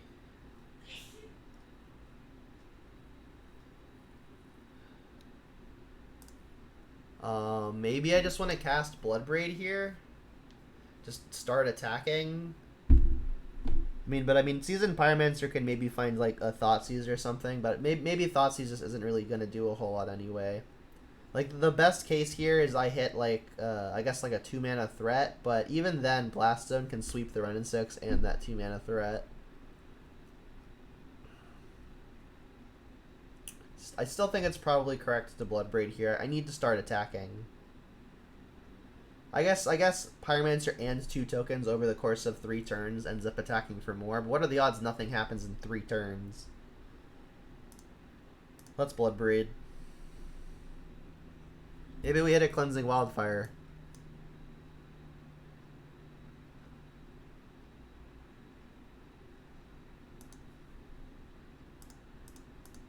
I think Mountain is probably the get here because then we can Season Pyromancer later and still have red available. Bolt you, sure.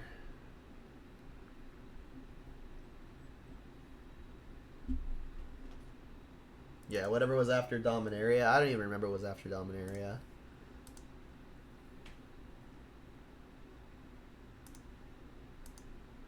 It wasn't Kaladesh, was it? No, Kaladesh was before that, I think. I don't remember. My timeline is all messed up.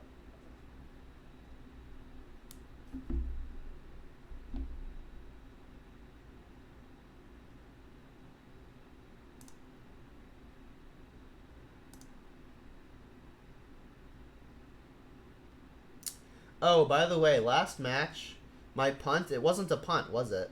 Well, not attacking with Seasoned Pyromancer was a punt. But it would the opponent equipped to Inkmoth first. So we were dead anyway. Right? Because we have to kill the Inkmoth because that one's already equipped. And then if we kill the Inkmoth, then the equipper, the thing that reduces the cost, is still alive. Am I thinking about that wrong?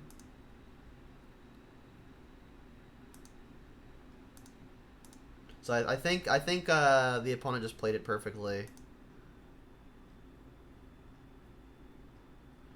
Liliana, huh? I think what I want to do here is I really want this Liliana to get into play to start attacking the opponent's hand.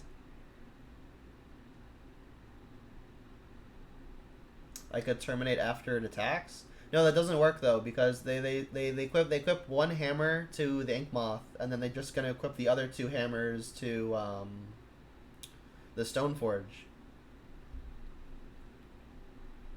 So it still doesn't work, right?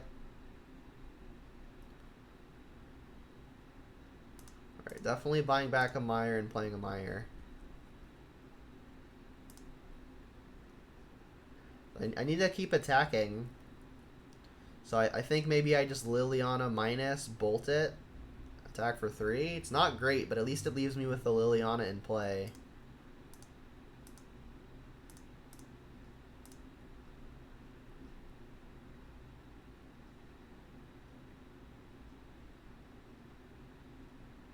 The Mystic was tapped at end step to put in third hammer. And then it was untapped to be able to attack. So it wasn't actually a misplay on my part. I was still just dead. All this to say, I still should read the cards that the opponent has. But I mean, like, had they equipped to a Stoneforge first, and then they would not have been able to equip to the Ink Moth, then yes, I can terminate the reducer, the cost reducer in response. But they equipped the Ink Moth first correctly, so I was just dead. Clearly, I'm dwelling on this moment. It's like in my head, I knew there was a reason why it didn't work. I just couldn't express it at the time because I like forgot, I guess.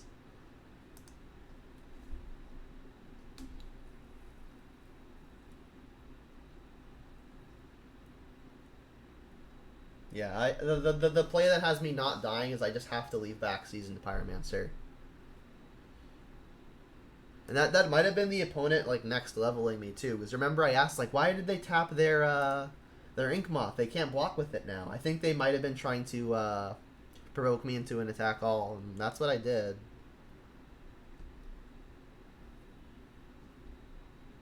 I mean they really needed to have like 4 separate cards all at the same time. Like they needed to end step bring in another hammer. They needed to have the reducer, and I needed to attack all. So I guess there's only 2 cards. It needed to be the 4th copy of Hammer though. So like it's literally only next Hammer kills me. Like the last copy of Hammer and a card that I've already dealt with 2 of. So like in my mind at the time, like it's well below like even 0.25% that they've got both of those things. Alright, well I don't know how they're continuing to brick, but I accept.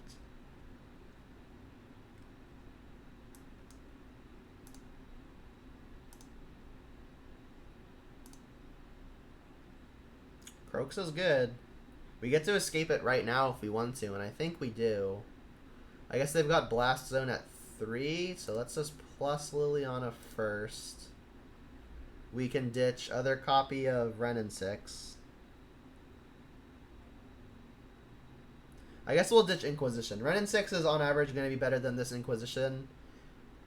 And like they're both equally pitchable to a Pyromancer, so I guess I should just ditch the card that's actually dead all the time as opposed to the card that's only dead 99% of the time.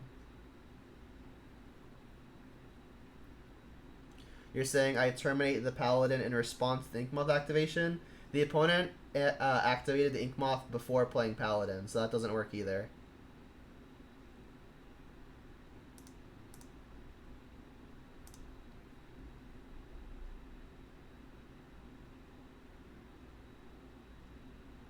Or sorry, no, it was the other way around. They played Paladin, then activated Ink Moth, so there was no window.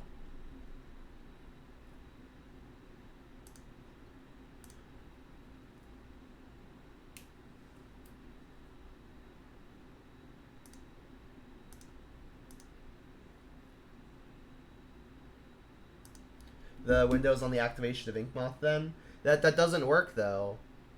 It still doesn't work. Because if the opponent plays their Paladin first, which they did, and then they activate Inkmoth, they immediately get priority back once the activation resolves. Because the way the priority works is, I'd like to activate my Inkmoth, and I say, okay, and then immediately it's activated.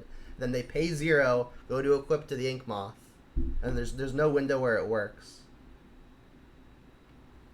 I can't terminate something that isn't animated.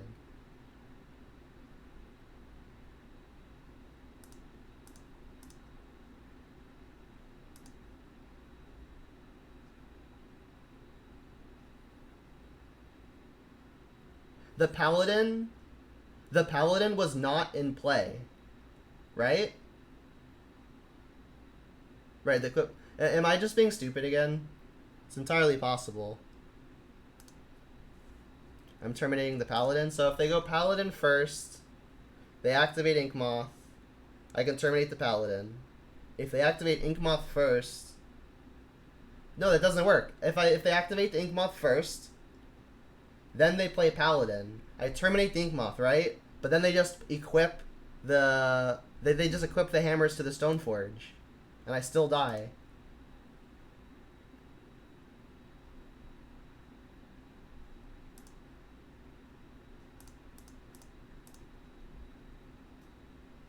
I understand them killing Paladin.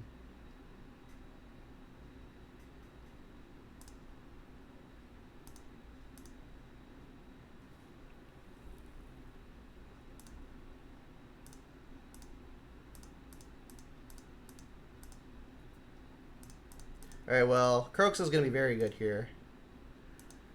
Their Blast Zone is on 3. Opponent animated Inkmoth first, then played Paladin. So I terminate the Paladin. But if I terminate the Paladin, they have priority. When the Paladin resolves, they have priority. They then pay 0 to equip a hammer to Inkmoth. Right, but so yeah, if they play the Paladin first and then activate Inkmoth, there's a window, but they didn't do it first because they did it the right way.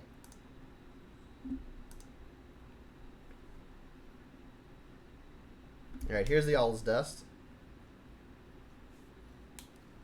So I don't think there was a way I could have played around it as soon as I attacked all. As long as the opponent doesn't also mess it up.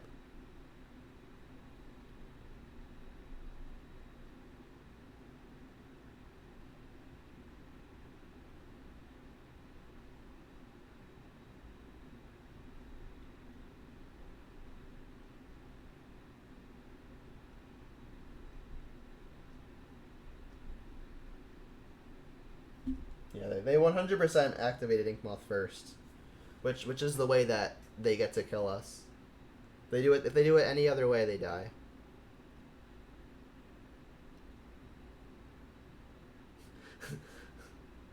Kevin says, all I could confirm is that everybody is wrong. Makes sense to me. Alright, well, they found the payoff finally.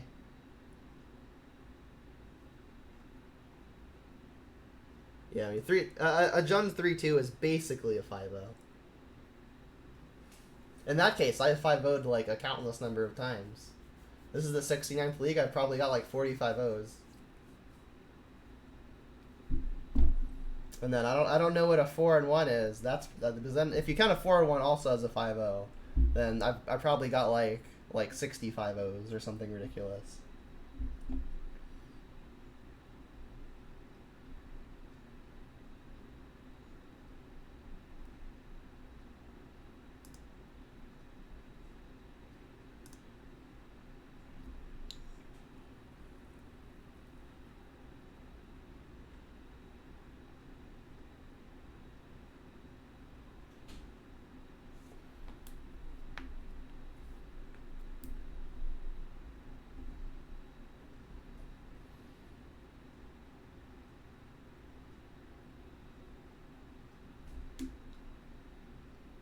Form with Jund is equivalent to top 8ing a PT. I've top 8'd like 20 PTs at this point.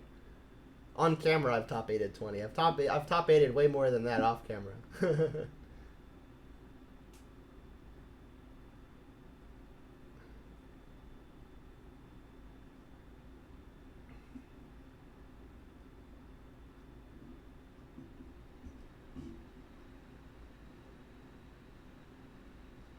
You had an opponent quit the set because I usually play Meticulous? Yeah. Not sure what you're referring to. Quit the set of what?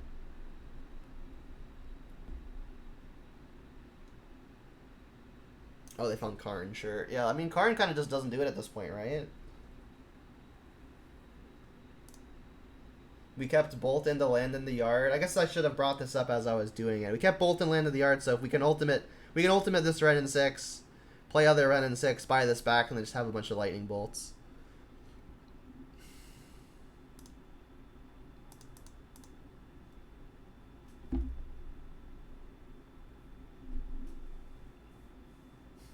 I have trophied exactly one time on camera. It's like Jungle League 50-ish. They get a Ballista, right? Well, Ballista is a 2/2. I mean, that can block Croxa unless they just hit it like this, yeah. Ballista as a 2/2, yeah, that can keep Ren off of ultimate.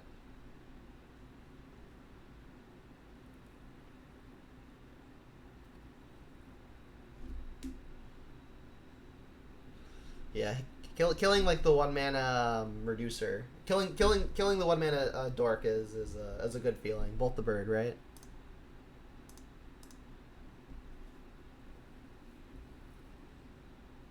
So yeah, this kind of has to keep me off of ultimate. But then we're gonna get to attack, right? Because we're gonna get to Edict with this Liliana. They're letting me untap? That seems bad for them.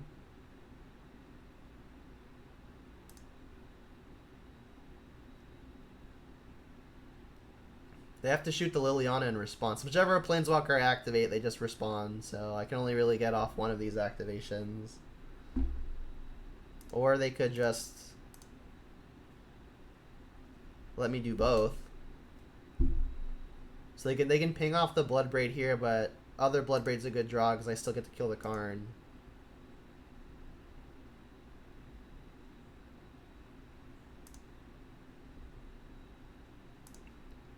Or we can just hit a bolt and then run in 6.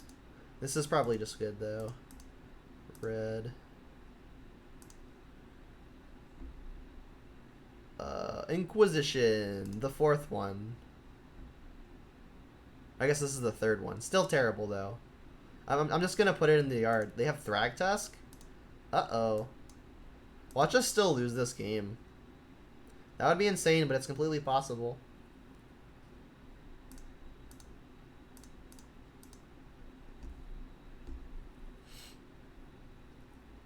Then I guess I hold the lands because every land is a lightning bolt.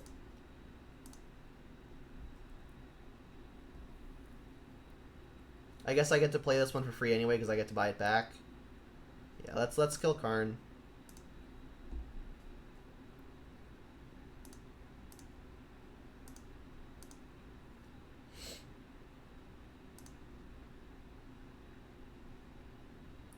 And yeah, I get to just buy this back next turn, so playing it is free, right?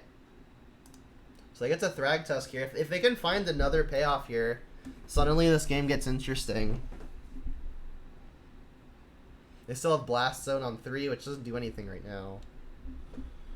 They've got a lot of mana after Thragtusking, so I mean, if they somehow bricked, then cool.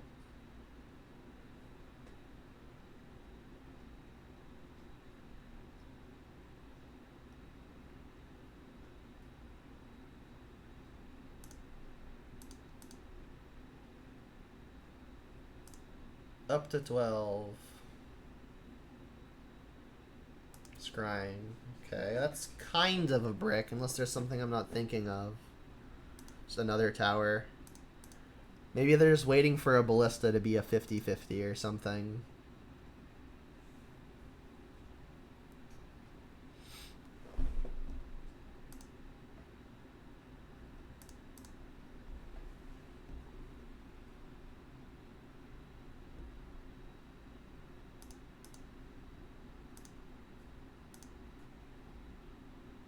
Cool. Lands are lightning bolts.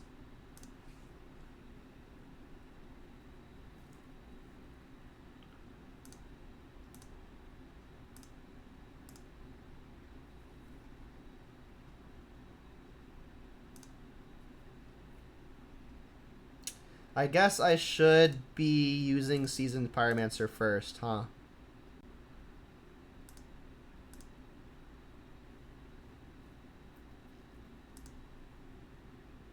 Gonna keep the lands, because, I mean, lands are bolts. Bolts are good here. Definitely ditching other Inquisition. And I guess it's just other Pyromancer. Bloodchief's Thirst actually probably going to be good here. Cool, more bolts. Alright, Lightning Bolt. That.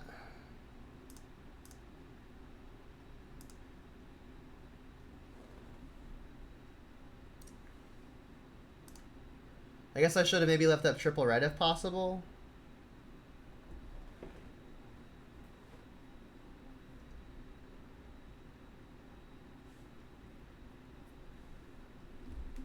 This is a wild game.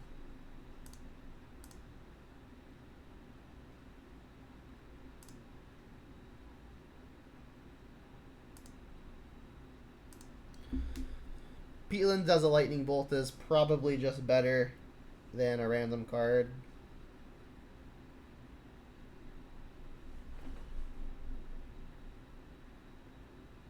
So what do they need to come back here?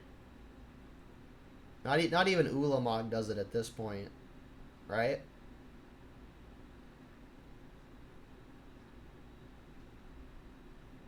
It's a redraw. I guess Ballista would be the most concerning, but even then we just bolt them dead, right? We have 2 bolts in hand, and Renin 6 in play buys back another bolt. Stirrings, yeah. Yeah, maybe Emrakul. I guess only Emrakul does it. They have 6, 7, 8, 9, 10, 11. They're short of Emrakul. They found the Ballista. They can't make it a 10-10, unfortunately. That would actually just kill us and would have been real depressing.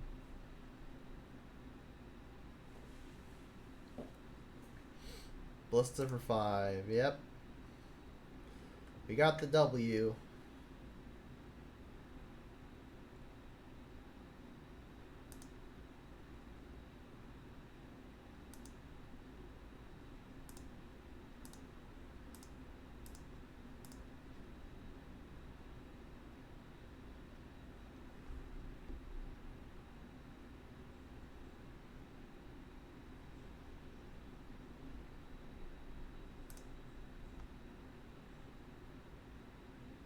There's no way I can mess this up, right? I just have to buy a land back.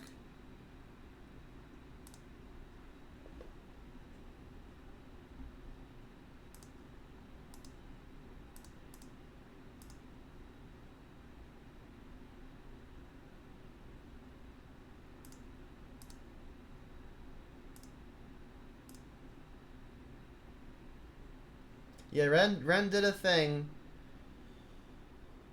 I mean, it only took 10 turns for it to do it, but it did it. Real fast. I have to use the bathroom, so I'll be back in about a minute and a half.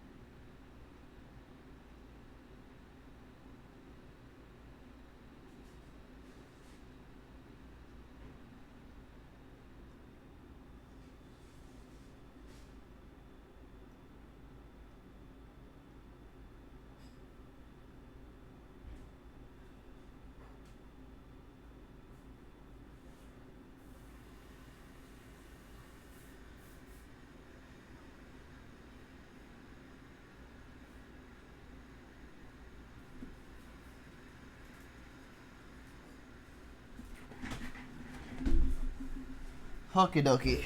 Final boss Amulet Titan. I believe it. Renin 6 is a horrible Magic card. Glad you agree. I mean, if you're gonna uncheck, if you're not gonna check a Renin 6 for that long, they literally drew nothing. If you're gonna draw actual nothing and you let me ultimate it and buy back 5 lightning bolts over the course of 7 turns while you do actual nothing, any card is good. Yes, I washed my hands, of course.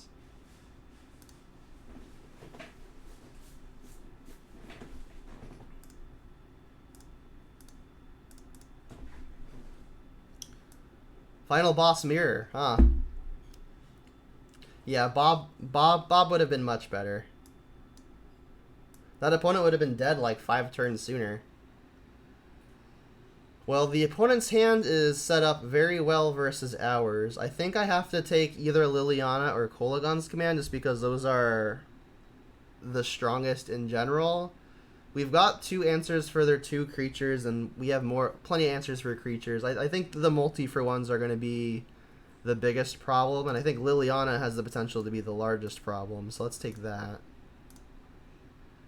I don't really think that their bolt is a consideration because I don't have anything that it kills in my hand. Alright, well there's another bolt, I guess. Renin 6 is a powerhouse in the mirror specifically.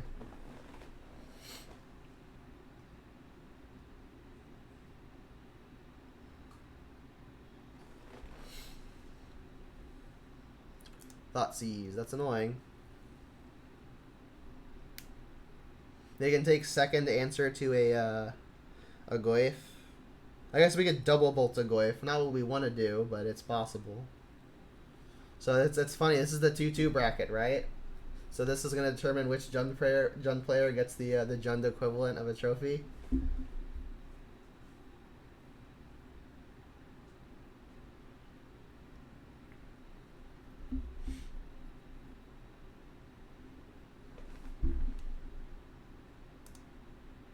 Alright, and the scrub out. I guess I'm fetching. You want double black for Liliana, but double red for Stomping Ground? Or double red for Seasoned Pyromancer? I guess Liliana is the better creature, or the better play in this situation, so I think I'll hedge towards the thing that's the better of the 2, but maybe Stomping Ground is better because then maybe I can just double bolt something. Yeah, I guess I'm going to want to have the option to double bolt something.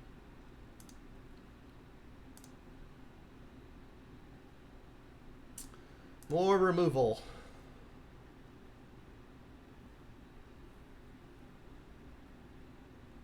We both stuck on lands? Goyf, yep. This is like the Spider-Man meme where they're just pointing at each other. The Jund opponents both stuck on 2 lands. Yeah, I guess I'll instant speed push.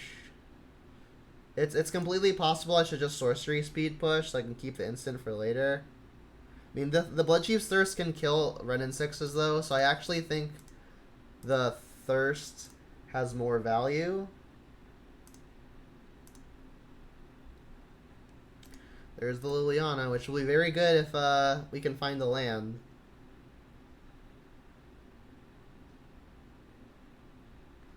Yep.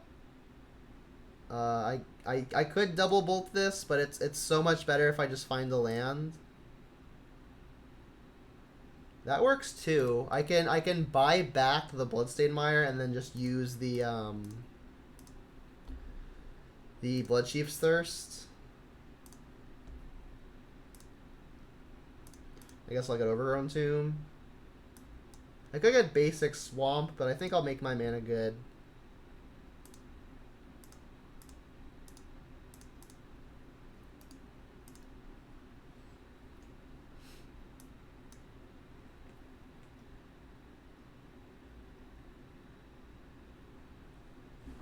What a mirror. They found the swamp? No way. Oh, Scourge. Are they playing Shadow? Shadow with Liliana's? Alright, well, we know about Lightning Bolt. They can bolt They can bolt us, which means we can't run in 6 ping the Scourge and bolt that, because then when they bolt us, the Scourge will grow. So I guess I'm just going to go Liliana minus, and then that'll draw either the bolt or the Kolaghan's command. Alternatively, I could just double bolt. Is that better? Is double bolting better somehow? If I bolt, they can bolt us, but then their life total is still 14. The plus side of bolting twice is that we get to keep the Liliana for the next thing. This is strange. I guess they really are just shadow. No, this doesn't give away much. This is definitely plussing.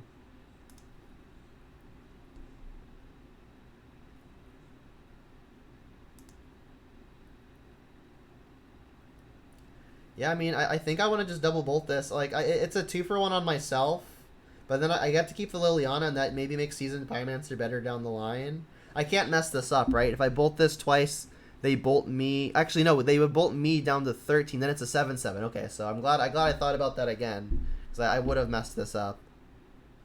No, because it's set by highest life total. They can't bolt me and themselves. So yeah, double bolting this is good.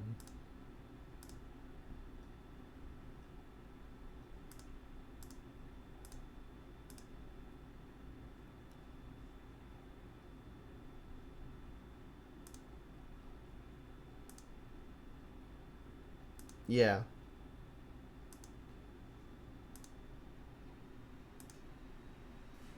Red and Spire are back, but probably not for long, because these things have felt not great.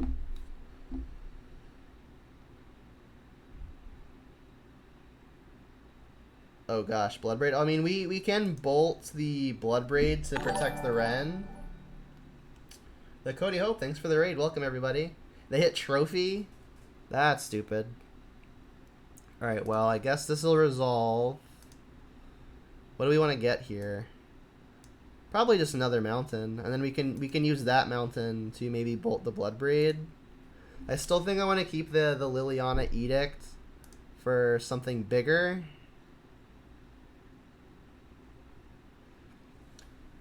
It's kind of rough, because then Pyromancer is so awkwardly stuck in the hand. Yeah, I guess, I mean, bolt is not killing much better than this, so let's bolt that. So yeah, I guess they're just traditional Juns, but they're playing... They're playing the Scourge on top of everything, which is kind of interesting.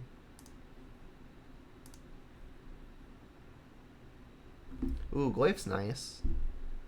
So we know of a Lightning Bolt, so I do think I want to be plussing this Liliana, which has me discarding the Seasoned Pyromancer, unfortunately, but I think keeping the Liliana is going to be better. They only have 1 red, so they can't, like, bolt and this. And also they have to discard one of these anyway. So I'm going to Liliana first, so the opponent discards without the information that I'm playing Tarmogoyf.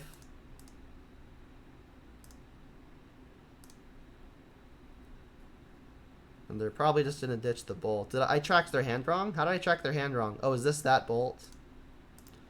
That's my bad. Still playing Goyf here. We've got a Pyromancer in the yard that we can activate. So, I mean, it's just traditional Jund with Scourge.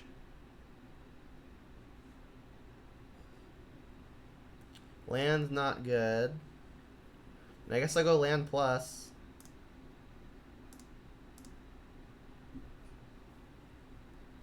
You feel like we need Spyro? I mean, Goyf is just much harder to kill. They've got Kolaghan's command here. And also, I can't actually cast the Seasoned Pyromancer yet. Like, I would cast it now. But this lets us attack a turn earlier.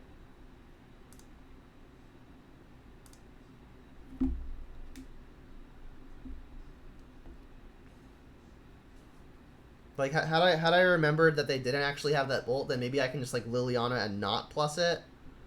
But, I mean, I still want to have Liliana charged up to 4. Yeah, get back Bloodbraid. So we can use the Seasoned Pyromancer tokens to save Liliana. They're going pretty low, casting all their stuff. Yeah, please, no whammies. Scourge? That's a whammy. I guess they can't really attack, though, right? Because then we can just trade with the Bloodbraid and Edict the Scourge, and we kill them. Alright. I mean, if you want to give me wins, I'll take them.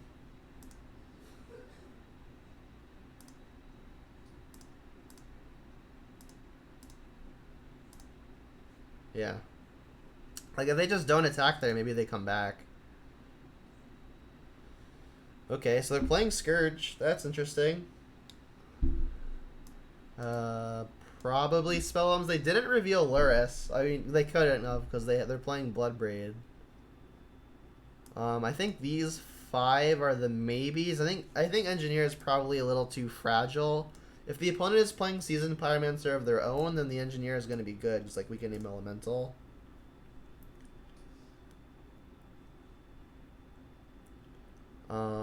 I think Hand Disruption is going to be pretty bad. Generally is in the mirrors. There's one more Hand Disruption spell in the main deck that maybe I can cut. Junderaid, yep. I think Ashiok is probably going to be better than this Inquisition. We can get rid of their Croxas, feed our own, maybe find some Seasoned Pyromancers to bin. But them playing Scourge makes me think that maybe they're just not playing Croxa. That seems like it would be wrong, though. I think I'm gonna try this, and then if we actually see Croxa, maybe I'll bring another Ashiok.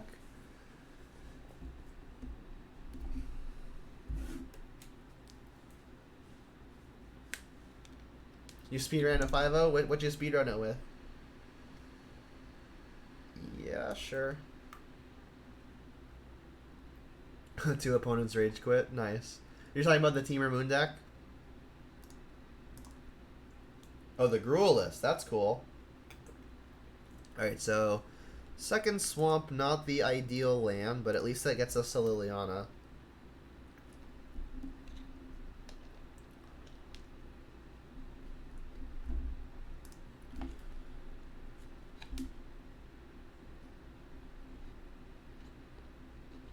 Is this the Ren? So I can bolt this Ren end step, and then if I get lucky and hit a green source, I can then use my Ren and 6 to ping theirs. This is the only window where that works. I think I'm going to take that risk. It'll be unfortunate if I miss it. The Chimes, thanks for the follow. Green source? Untapped green source? No.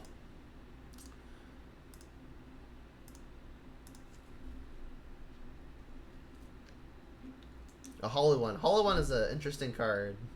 You're never doing anything fair with that card, but I mean, I guess you have to go really out of your way to make it good. Yeah, I know. Underworld Breaches is a pretty common shell for that deck.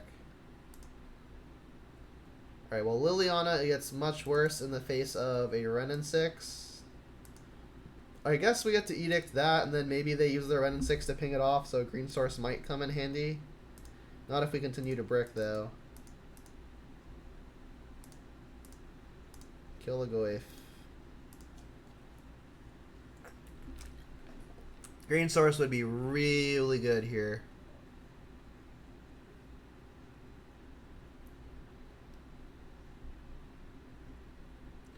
Okay. Darn, Bloodbraid is bad.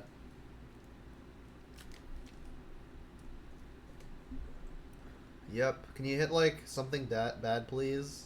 Scourge, that's bad. We have 20 life. Haha, nice. Alright. Green source. Fetch land.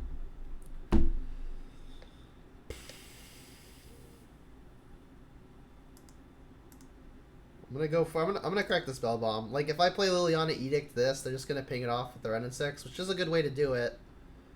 But it's much better for me if I can just find the fetch line. They got 9 fetches in the deck. Thank you.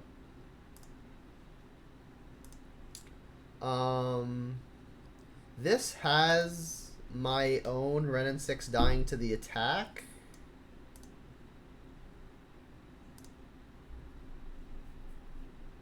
I could just play Goyf, but that's a lot weaker.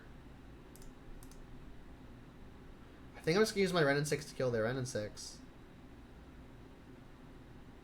Yeah, okay. Like it's pretty good to kill the Renin 6 here, but it's so much worse for me if they just like Liliana Edict me.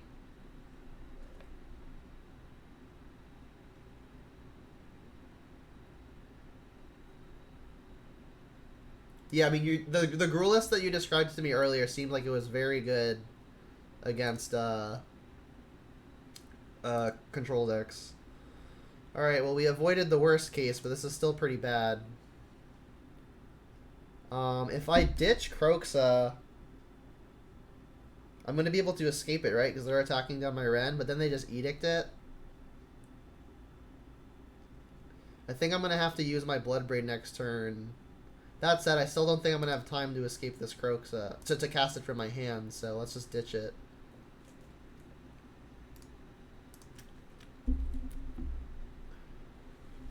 Yeah, if they attack all, then maybe I can get their Liliana off of an Edict. That's interesting. I think I still need the Bloodbraid to keep the Liliana off of Edict. This would really like to hit like another threat or just a way to kill a Bloodbraid here. Yeah, name Elf. Is there any reason to name Berserker? I don't think so. Just shrink their stuff.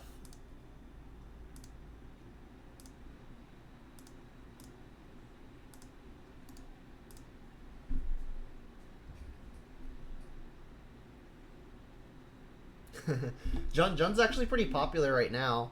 I think the it's like the 10th highest represented deck at the moment, at least as far as leagues are concerned.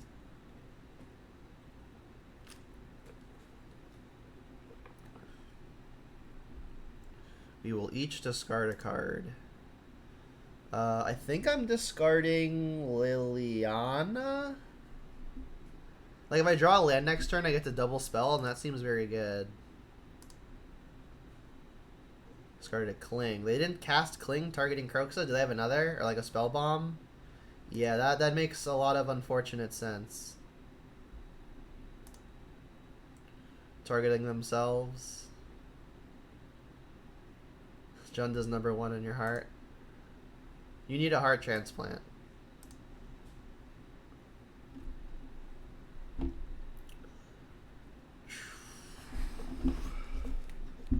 They've got 2 cards left. I can Kolaghan's Command a Bloodbraid. I don't have a Revolt is the icky thing. I think I really need to kill this Liliana. I could just Kolaghan's Command to shoot the Liliana and then attack the Ashiok. It's not impossible. What would the second mode be? I guess buying back a creature isn't a thing, so it's just you discard a card.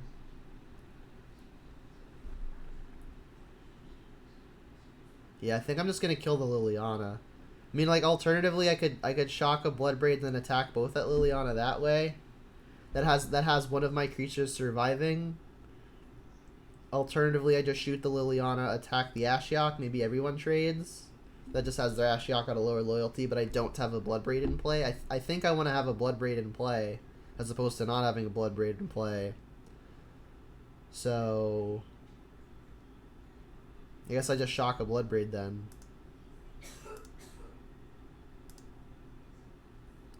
This would maybe suck more if they've got removal.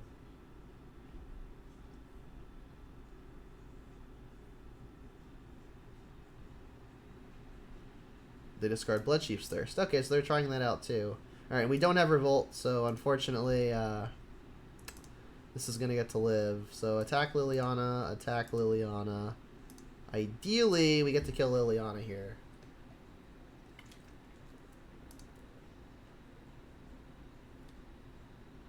Nope. Alright, well this is going to die. Do I want to Fatal Push the Bloodbraid Elf just to keep the Engineer alive? think I do. So I have to let this resolve so I have Revolt. And then I can kill the Bloodbraid to keep my Engineer alive. They get to plus and I'll ditch the Goyf, but I'll still have an Engineer.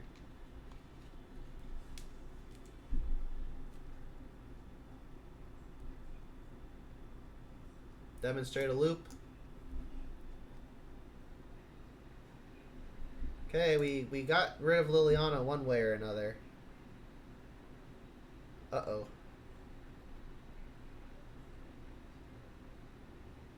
Bloodbraid? Damn.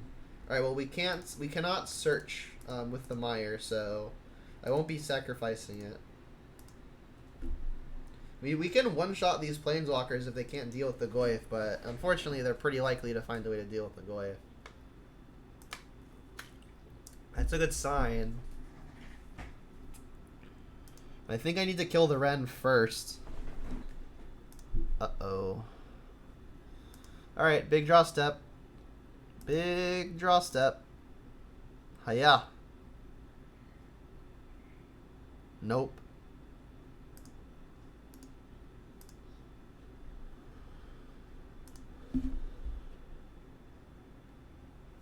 Too many decisions. That's what makes it fun. Can't block, they'll just ping it.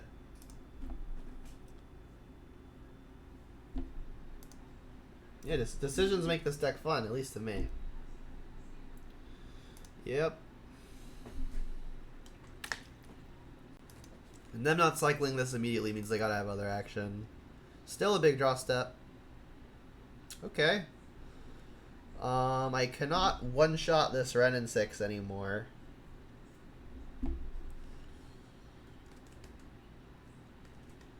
It's like I kind of have to hold this thing back to block now, which is an issue. Like, I just have to accept the fact that these are trading. It's like if I attack, they just attack me to 1 and then ping me and I'm dead. Yep. Needed it last turn. I could attack Ren in 6 ping and then shoot the Ren in 6 with a Kolagon's command, but then I'm still there's still a Goyf in play, and I guess I have a Bloodbraid, so that might be okay. Yeah, maybe that was the line. Go to 1.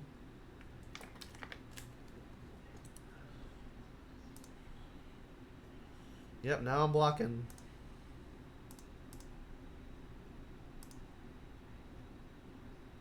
And I need to do this at the end of the damage step, right? Or I guess I could always just respond to the Ashiok.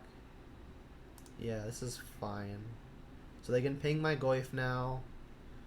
Yes.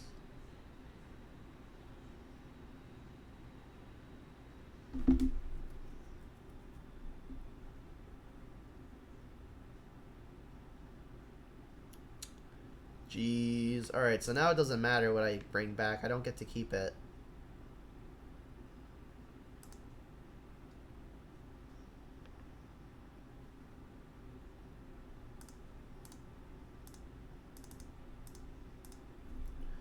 That was going to be a Bloodbraid, but I guess at least I get to kill Goyf. As I face down 3 Planeswalkers. They discard a Goyf? Or they discarded Thoughtseize? Yeah, makes sense. This is why I don't think you should be having Thoughtseizes in the deck. It's like they just don't do anything when you draw them after turn 5. Alright, well, here's some Liliana food.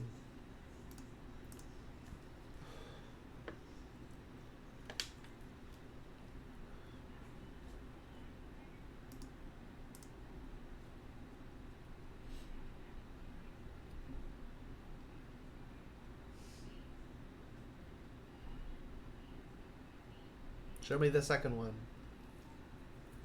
That works.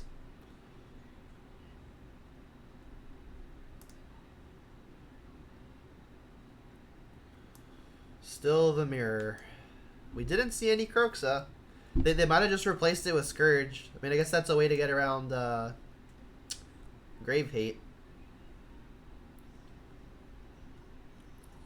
I think I'm just resubmitting.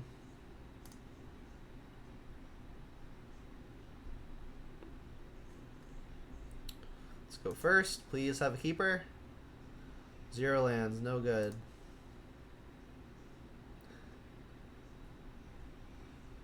Gonna have to find a green land. I did go up to another fetch. I'm playing 9 fetches. That's most of the lands in the deck. Not most, I guess. It's like more than a third.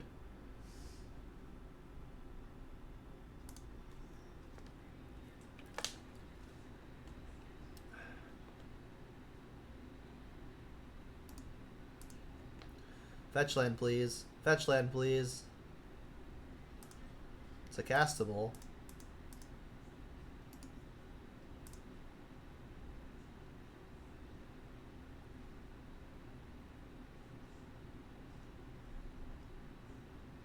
Wait, if I can bolt that.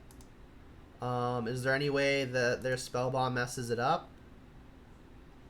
No, I get to just bolt that.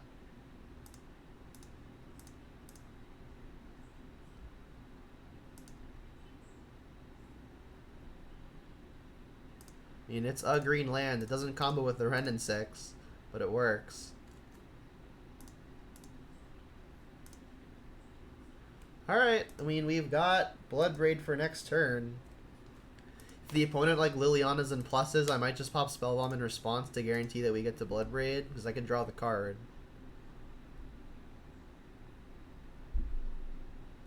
Darn. Barrenmore. It's a lot of cycling lands. I guess I'll leave this Spellbomb in play for now. Come on, deck. More lands, not what the doctor ordered. Please no Fatal Push or Terminate here. Need another threat. Liliana, that's a good one. They have a window to bolt it here. Alright, they didn't take it, so let's plus.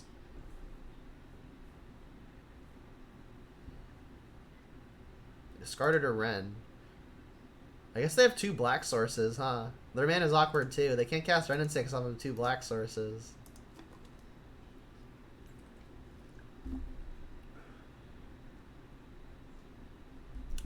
Liliana battle. I mean, we're hellbent first. A lot of good draw steps here. Ren and 6 would be great. Any creature would be great. Bolt would be great. Cooldown's command would be great. We just don't want to land, really. Ooh, best case, you say? That's how you win the Junmir. You just draw the Bloodbraid. Bolt. Doesn't matter. It's 3 at the Liliana, 3 at you, no matter what happens here.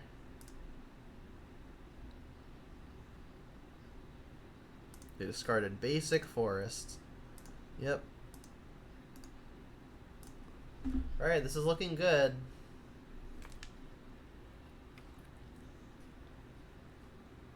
You don't understand why we can't have network printers that just work? I feel that. My printer, it connects to my girlfriend's computer, but it won't connect to mine, not even with the USB cable. Granted, there's probably a setting that I just, like, have to toggle that I just haven't found yet. But I've tried all the, like, discover new printer stuff. You know, I just can't get it to work. Buy back a Goyf. Yep. I could have popped Spellbomb in response, but I've already got Liliana to Edict it. And I want to be able to get the card off of the Spellbomb.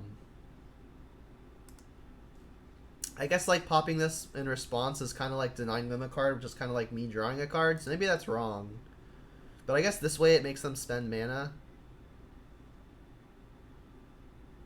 I could pop Spellbomb now to try and find some action to cast this turn. It's probably worth doing. Let's pay. Well, I guess I should not have played a land yet. If I have to discard this card, I'll be upset, because I could have had that in play instead of the Peatland. So if they go Goyf here... Oh, they have Trophy? Brutal. Let's say if they go Goyf here, I was probably just going to Edict it, as opposed to...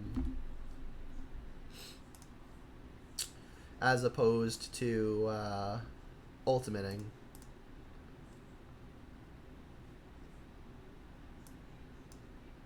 got lots of black. Let's get more green and more red. Stomping grounds.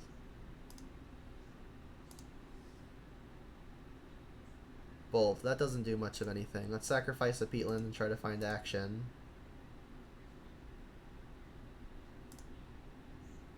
Bloodbraid. Goyf is acceptable. It's gonna shrink after the spell bomb gets popped. I think we went from very ahead to not very ahead. The opponents had a very awkward draw, but there are various removal spells have lined up well and have been timed well.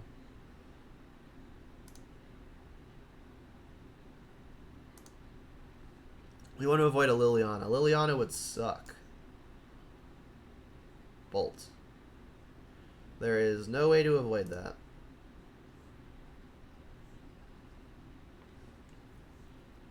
Uh-oh, we got a Liliana too?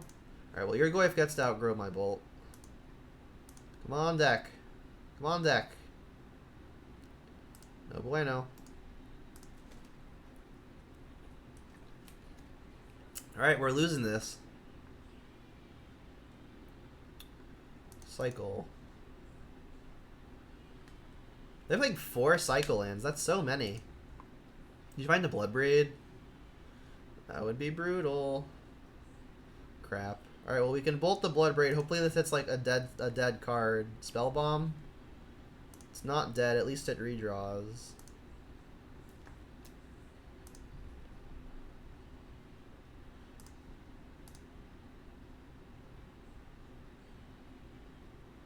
Is there any consideration to holding this? Because then I could draw Bloodbraid and like Bloodbraid hit a burn spell to just kill the opponent. But that seems like a low. I think that the life not getting lost is more likely to come up. Big draw step.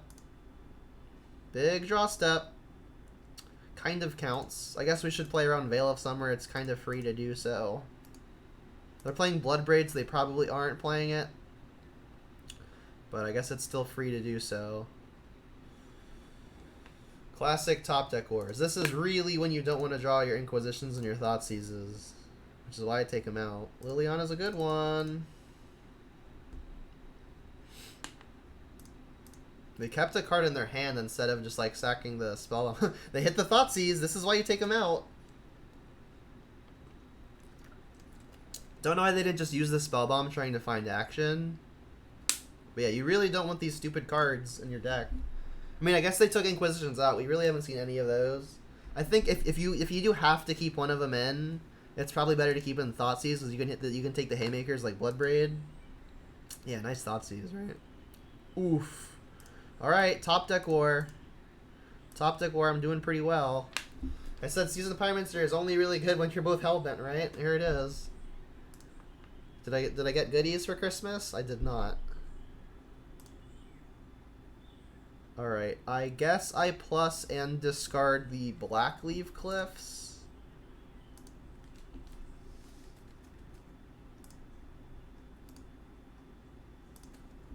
It's like 1 extra card in the yard for Kroxa, right? We haven't won yet, but I'm pulling ahead for sure. Take another land out of the deck. What for Hanukkah?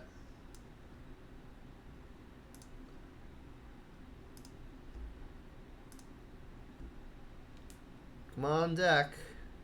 That's a redraw. I guess I get to plus before redrawing, which is kind of nice. Blooming Marsh, not a common one. Come on, deck. Plague Engineer. I guess we get to name Seasoned Pyromancer. And I want to do this now so the opponent doesn't have a window with Kolagon's command, I think. So let's name Elemental. Like, the opponent could be holding, like, a Thoughtseize or something that they're waiting to cantrip with the Pyromancer.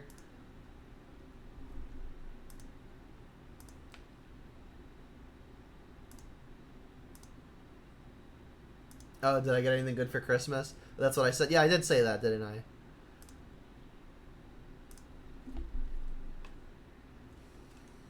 I guess when you need something for Hanukkah and you need multiple things multiple days in a row, if you only need something once, it's Christmas because it's 1 day instead of 8. Like if you're really, really behind, then you need Hanukkah. But if you just need one good thing, then you need Christmas. No, they're not sandbagging a seasoned Pyromancer. I'm saying they could be sandbagging an Inquisition or Thoughtseize, so that way when they draw seasoned Pyromancer, they can make an Elemental. So that's why I named Elemental.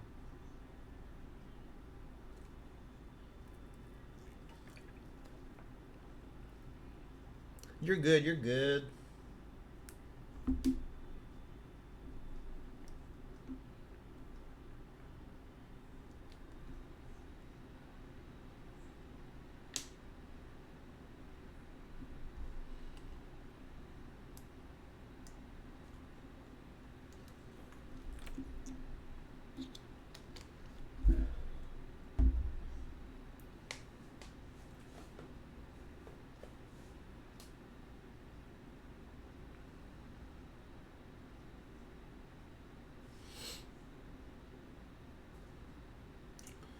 Jeez. Alright, so they keep me off Ultimate, which wasn't happening anyway. They buy back Bloodbraid, so I guess they're just going to discard whichever card isn't Bloodbraid. Alright, well I guess I'll play that first. And what does this one name? I guess this one gets to name Elf.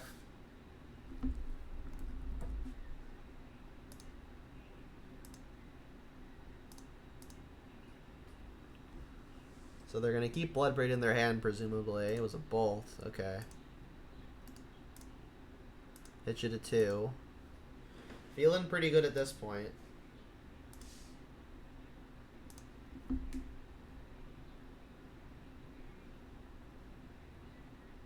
Oh, I got a bot in the chat. Nice.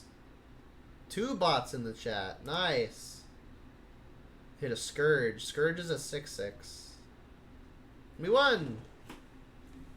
Alright, so we got the Jund equivalent of a trophy. As was prophesized earlier. We got the 3/2.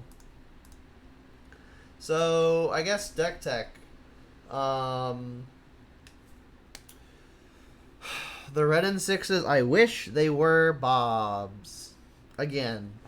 The red and 6 did look pretty good in 2 of the matches. But I think those matches are hard to give credit to, because one of them was against Tron, when the opponent the opponent did actual nothing. Like, not metaphorically nothing. They did literally nothing for like 7 turns in a row, and Ren went all the way from casting to ultimating without anything happening, so obviously it's good then. The opponent's not going to do anything. Any card looks good. And then it was good in the mirror, which is something that I mentioned in the past, that Ren and 6 is fine in the mirror, because, like, if the opponent has the Dark Confidant, you can ping it off, and if you have the Dark Confidant, they can ping it off. So I still think in the mirror, Bob is probably better, assuming, like, if they don't answer the Red and 6 or the Bob, and I have one or the other, I think in a vacuum, the Bob is still going to perform better. So I mean, I still really don't like the Red and 6s. Like, they had a couple matchups where, like, it hit I think once it hit a land that I actually needed to find. But I mean, Bob does that too. So, I still see no reason to play the Ren and 6s before playing Bobs. And then when you're not playing Ren and 6s, I think the seasoned Pyromancers do get a lot worse. Because you don't have, like, those extra useless lands in your hand to cycle with the Pyromancer. I guess if you have the Bobs, you could still, like, discard the extra spells to the Pyromancer. Like, if you're drawing stuff that isn't necessarily good, you can cycle those.